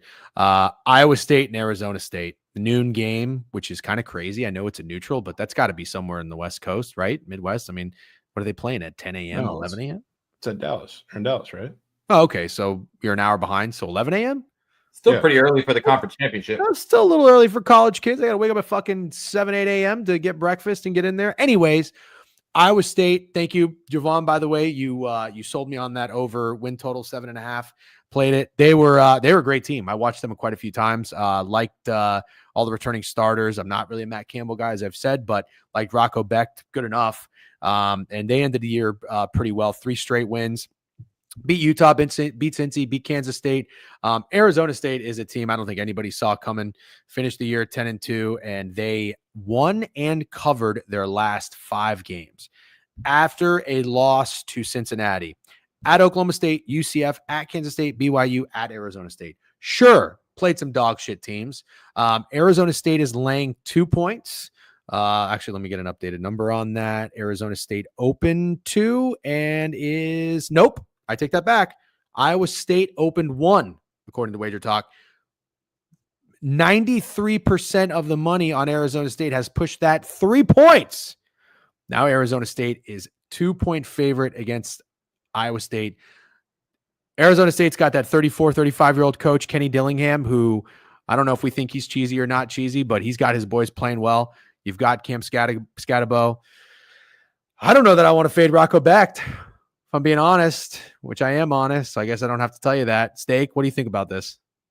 I don't think it's cheesy when you brought Arizona State to a conference championship game, but like we talked about, coaches have a way of not being cheesy when they're winning, and the second they start losing, like Dan Hurley, it looks a little cheesy, or Mike McDaniel, or whoever you want to say. All that shit works when you win, and then you get dogged on when you lose. Nick Sirianni. But I think at this point, Arizona State's kind of become like the darlings. Everybody's in love with Cam Scatabo. Everybody loves a white running back with a cool name.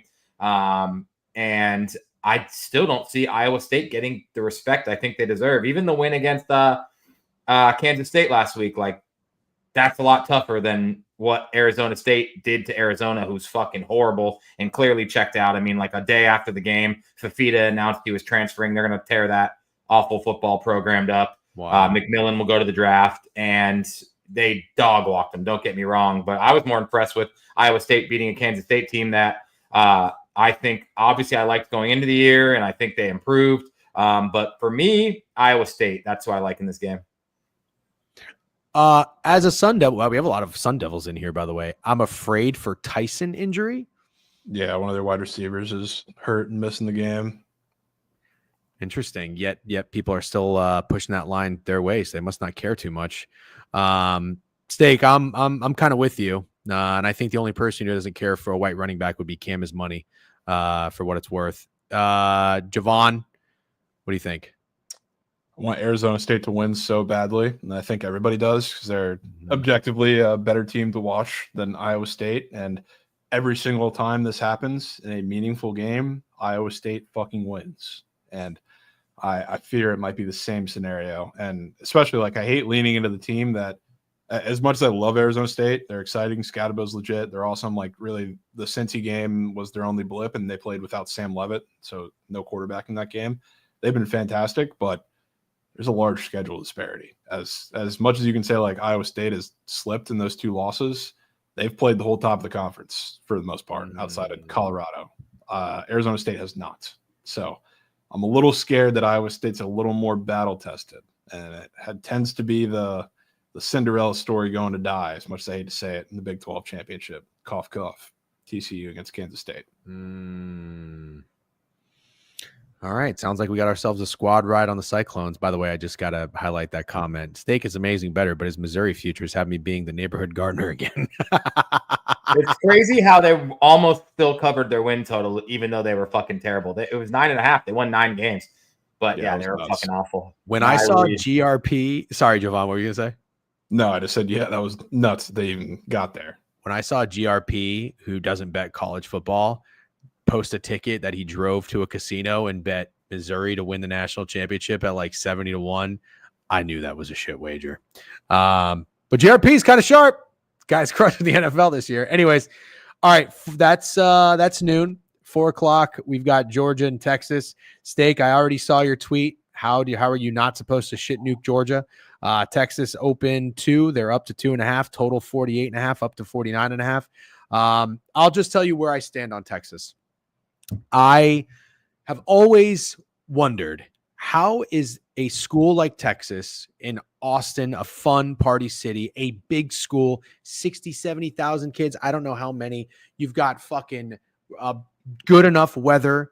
You're centrally located. You've got great high school football. You've got probably plenty of freaking hot chicks. It's got to be a college kid's fucking dream. How have they not been dominant in college football? Finally, remember that we saw the fucking, goofy, we're back, Texas back, blah, blah, blah, whatever. They haven't been back. Then they hire Steve Sarkisian. I have never been a Steve Sarkisian guy. I haven't, but I'm down to give people second chances. I know he was a fucking, whatever it was, drunk, this, that. Then he got a second chance under Saban. Now he's here. I faded Texas the last 2 seasons on their under win total. I thought this year was a pretty good reason for the players they lost in that defensive front. They're fucking nasty. What they did to Texas A&M was wild. I have no choice but to respect Texas. Steak, I know you want to shit nuke Georgia, and all I keep seeing about Carson Beck is all these weird fucking Snapchats he keeps sending. Strange dude. Now he's got clips coming out of that he doesn't watch football because it's like, it's different for me. I'm thinking about the coverage of that. Fuck that.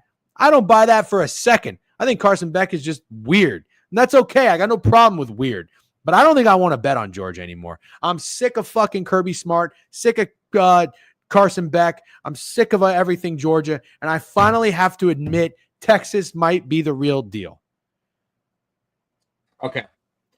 So I just don't respect Texas. And that's crazy to me. Yeah. Can I tell you why? Well, yeah. There have been, in this year in the SEC, there was 6 9-win teams. Texas played one of them. It was Georgia, and they lost. Texas has beat nobody. I wasn't even impressed by their shitty win against shitty Texas A&M, who puts more fucking energy to their entrance and their fucking fan base than winning fucking football games. I'm so tired of that school. I don't like Texas that much. I don't think they're that good. I kind of think you could even argue they were a little sleepwalky through this year, but they definitely haven't impressed me that much. They're going to have to impress me because to me, I think this is a game Georgia wins, and especially when everyone's the lowest on them. I think the last time everyone was this low on Georgia was the last time they played Texas. Ironically, they were 5-point underdogs, which is crazy, and they won outright. Now they need a miracle to beat Georgia Tech in overtime, and if Georgia Tech lets Haynes King run on one of those 2-point conversions like he was doing all game, they win that game. But that's besides the point. I would take Georgia in a game like this, and I don't have any respect for Texas, really. Well, now that I'm looking at their schedule a little bit more from a bird's eye view, you make a really good point. I mean, even at Vanderbilt, Jovan, I think you were on Vandy in that game. They won 27-24. We had Oklahoma, shout out Prime. But that was more about Oklahoma sucking ass. So Texas looked really good against an awful Oklahoma team. And then Kentucky, didn't even cover in that one. Arkansas won 20-10. They were 12-point favorites there. So you make a pretty good point that I didn't really consider. Jovan, curious to hear your thoughts here. Again, as I know that you're kind of tapped into Texas. So what are the fans thinking and what are you thinking? I mean, awfully confident as always, but I'm just scared. I would love to, even as much as I don't like Texas, I hate Georgia that much more. I would love to hate watch Georgia and hope they lose. And I think this is the same situation I think everybody's in. We got Georgia, who got left out of the playoff because of this game last year in the championship. And now they've had back-to-back weeks of looking like absolute dog shit and should have lost. I mean, they looked terrible against UMass. They got dog walked for the first half and followed it up going to 8 overtimes with Georgia Tech in a game that everybody knows they should have lost. And now you got Kirby Smart in a game where the bounce back spot is probably one of the more public ones. Not probably, it is, of the conference championship weekend. I don't want to fade Kirby. I'm awfully scared that he gets it done. But also, like, this year, I just don't know if I can see Georgia going on the road in the playoff. And if they lose, that's probably the case. So I'm just like trying to picture it in my head. I don't see it. Another comment. I just think the Georgia or the Kansas City Chiefs college football is team. Yeah, they're winning games. I don't believe they're as good as their record shows. How long they gone games of poor performances? And then voodoo, dude. Voodoo magic in that fucking stadium. I hate it. Yeah, I'm okay with losing my money on Georgia. I'll probably even do something I never do. I'll just take the money line. If Georgia loses, totally fine with it. I'll burn my unit, but I don't think they're losing. I don't think that's that ballsy of a statement. They're 2 points. No, it's not that ballsy. I just usually take the points. It's not ballsy at all. I see what you're saying. Yeah. I thought you were going to take Georgia alt line or something like -6.5. Nah. I just think they find a way to win. I don't know by how much. Okay, so it's going to be a gritty game. Okay. I thought this was a really good comment that you highlighted, Steak. Yeah, that could definitely see that. UGA is so ass. Yep, Flatwoods fella, go Irish W's. Okay, move on. Got a couple more games here. Marshall, Louisiana, Lafayette. I don't really have anything in this game. I don't know if either of you guys do. Louisiana, Lafayette, 5.5 point favorites. Marshall, 10-1-1 ATS. Love a team that respects the spread. So for that reason and that reason alone, I can't fade Marshall. Jovan, you have anything in this one? Oh yeah, I'll be fading Marshall. Oh, I'll be fading. Okay. You know, they I think the one push was on the road, depending on the number you got, but they've gone on the road and they've covered every single game or pushed one game. And that includes they went to Ohio State and then went to Virginia Tech through that and covered comfortably. Wasn't the win against James Madison like a fucking miracle last week? Yeah, it's been 2 weeks in a row. They've won off of absolute late game miracles. The James Madison game was, crazy turnovers, crazy overtime game. And then before that ended in regulation, but we're fortunate to get a couple turnovers at the end there and turn the game against ODU. So it's back-to-back weeks. They've won pure miracles. They have respected the spread all season, but now I think it kind of comes to an end against ULL. So I'll be taking. I'm a Louisiana guy. I like them. All right. Well, fuck it. I'll tail.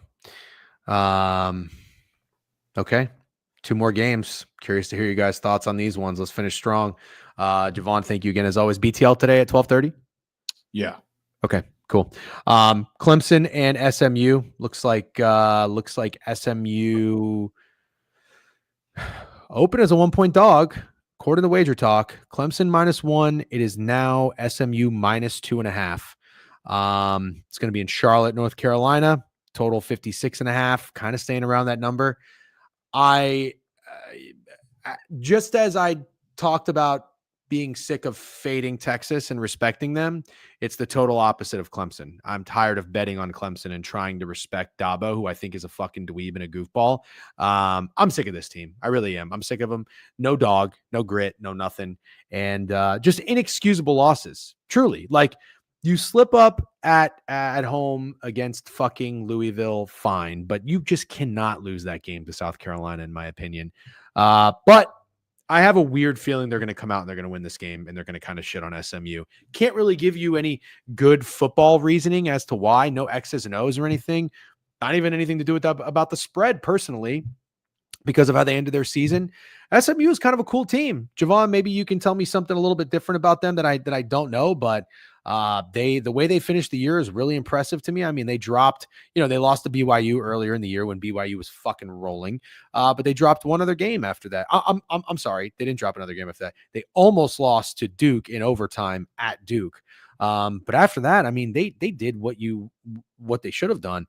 Beat Pitt favored by 7, beat the fuck out of them 48-25, took care of Boston College when Boston College got a quarterback change and a new shot of life. Went on the road to Virginia, didn't sleepwalk, won 33-7, and then beat the fuck out of Cal 38-6. I got no choice but to respect the Stangs here, but I just have a weird fucking feeling that like Clemson will find a way to do it. Steak, I think all of us bet on Clemson, so we're all kind of in the same bucket of piss here. Are you going to do it with Clemson, or are you done with this stupid fucking team? I'm done with this stupid fucking team. I have a couple reasons. One, I will just always tell myself that whatever Alabama needs to happen to get in the playoff is going to happen, which is they need SMU to beat Clemson so Clemson doesn't get that last spot. And then I think everyone agrees Alabama creeps in. Also, Clemson played South Carolina last week, and basically going into that game, this was to get to the playoff. if we beat South Carolina, we'll have 2 losses and we'll go to the ACC championship and we'll probably be in regardless. I don't know if that's true, but I feel like with 3 losses and your third loss coming against SMU in the ACC championship, you're probably still in over Alabama, who didn't play in their conference championship game, and they lost that game. And they walked off the field thinking, we just blew our chance at a playoff spot. And then Syracuse comes in, beats Miami out of nowhere, and gives them a second chance. I don't really like that story very much. Clemson already didn't do it on the field, SMU's done it all year, and I think they've been kind of doubted all year. And I think I'd rather back them here. I like SMU to win, and I think Alabama, who is minus 240 to get in, is getting in, which I kind of think is bullshit. And that's coming from me, who has an SEC bias. I do. I'm a Gators fan. We just went 7-5, and the fans are acting like we won the national championship because going 7-5 when you're the Florida Gators is that hard in the SEC. And all 5 teams we lost to are ranked high for the most part. So I like SMU. I like them a lot, actually. None of your capping has to do with tailing prime.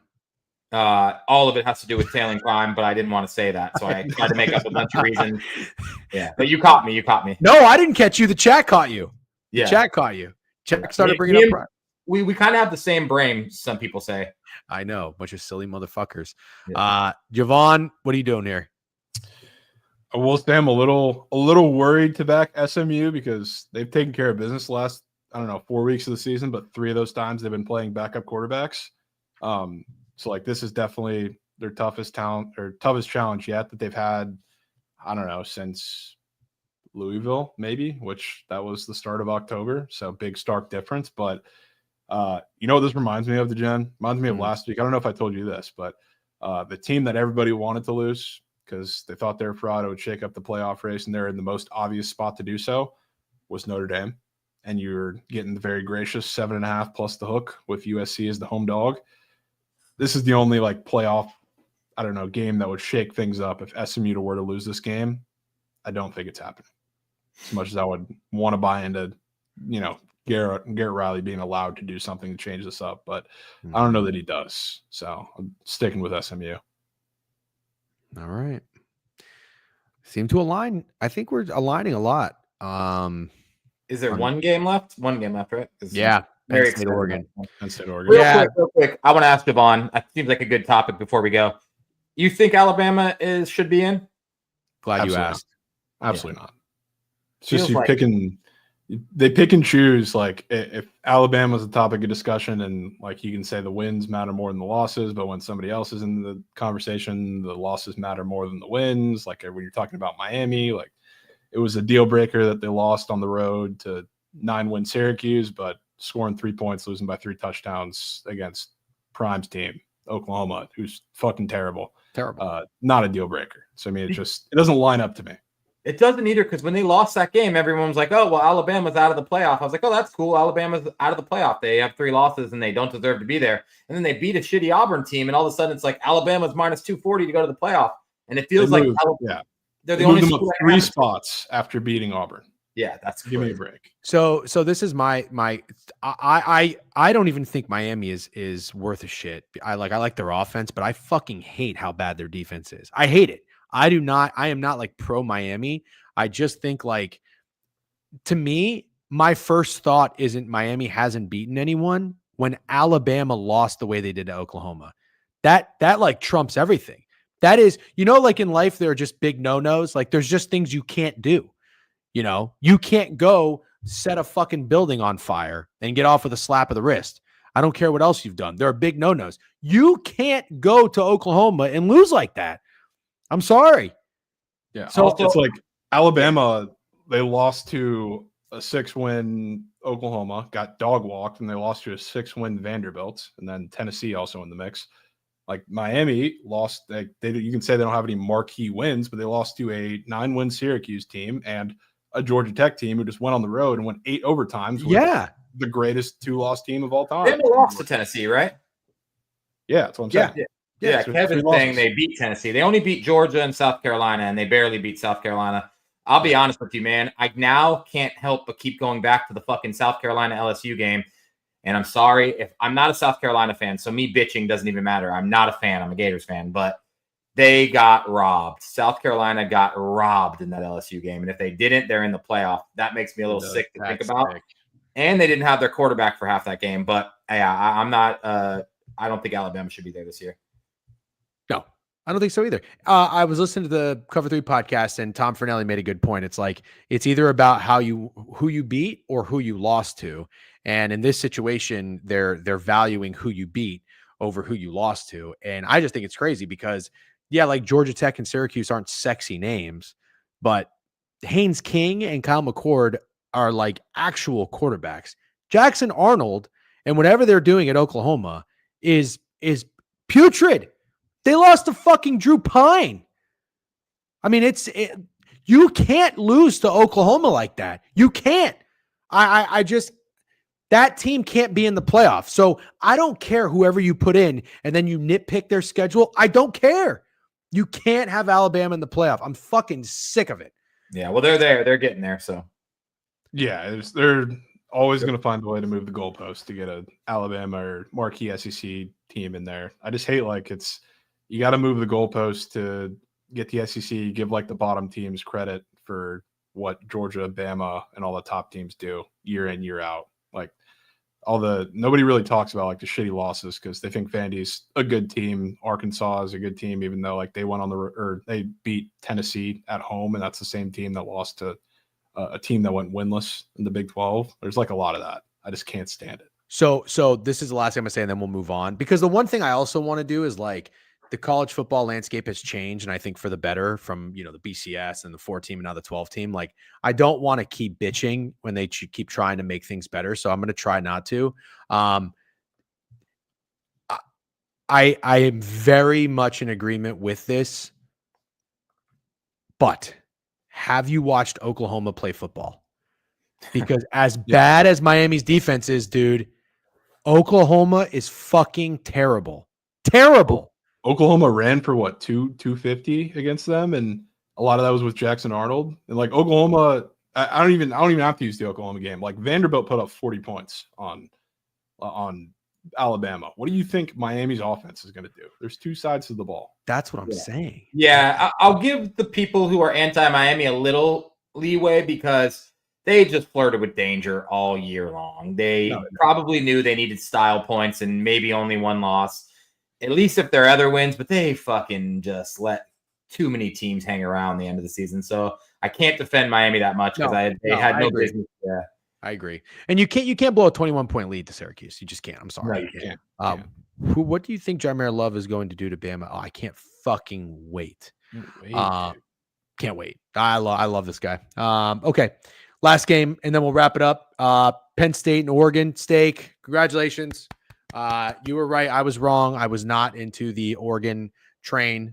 You bought in. It doesn't look like Gabriel's going to win the Heisman, but you were right about them on their over-win total. I think you have them to win the Big 12, or you just have them win the national championship? Just have them to win the national championship. Okay, good, because I'm going to tell you, I'm going to give you some good news and bad news, but the bad news is actually going to be good news, all right? You don't hear that very often. Yeah.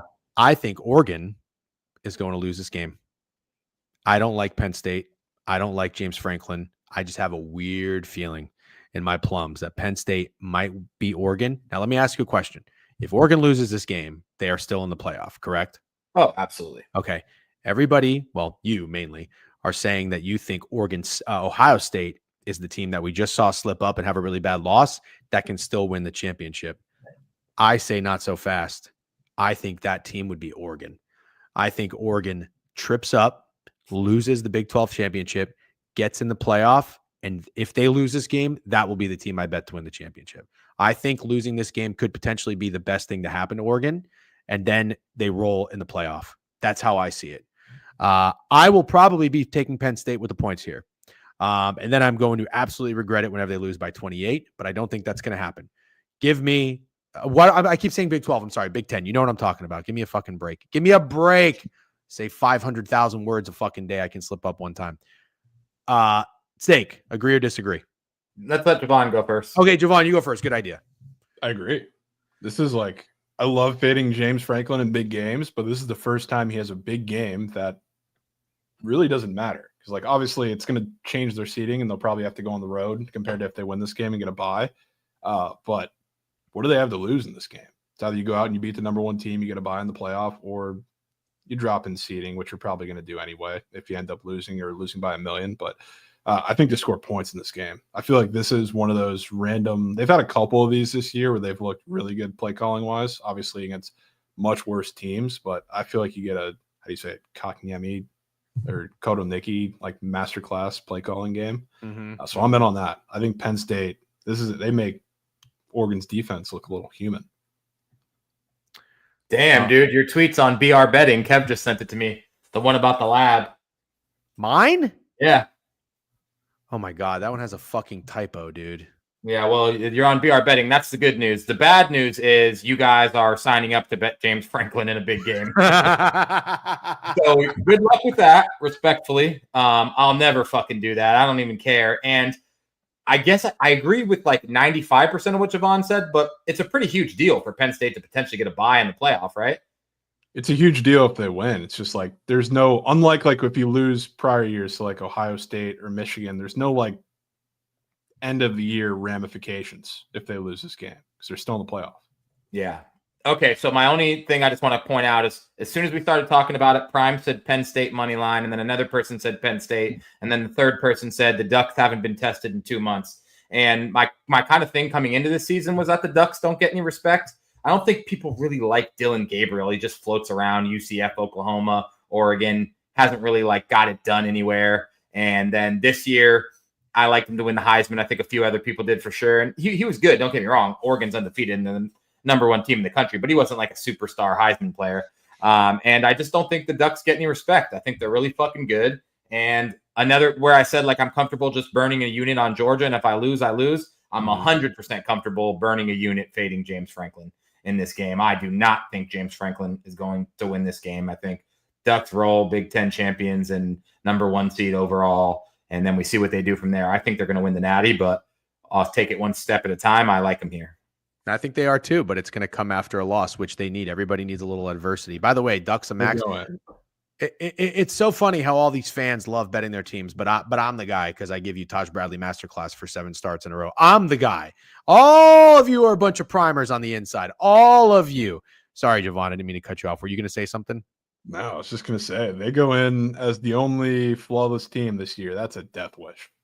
It might be, yeah. Might be. Obviously, they're not going in like planning to lose. I'm not saying that, but like I will be fading the hell out of them if they go in undefeated. I don't really care who they end up playing first round. I think Penn State might host with a loss too. No, I don't think so. I don't think so. It's possible. Is it? It's possible, but I don't know. So how does it work? 5, 6. Who hosts? What seeds host? If it's a top 5, 6, 7, 8, and then 5 to 8, and they're on the road. 8. Oof, that's tough. You're right. It's possible, but I don't know. It's 12:01. We'll wrap it up here. This has been great. Again, thank you, Jovan, for coming on for college throughout the season. This has been awesome, and the bets have been great in the newsletter plays.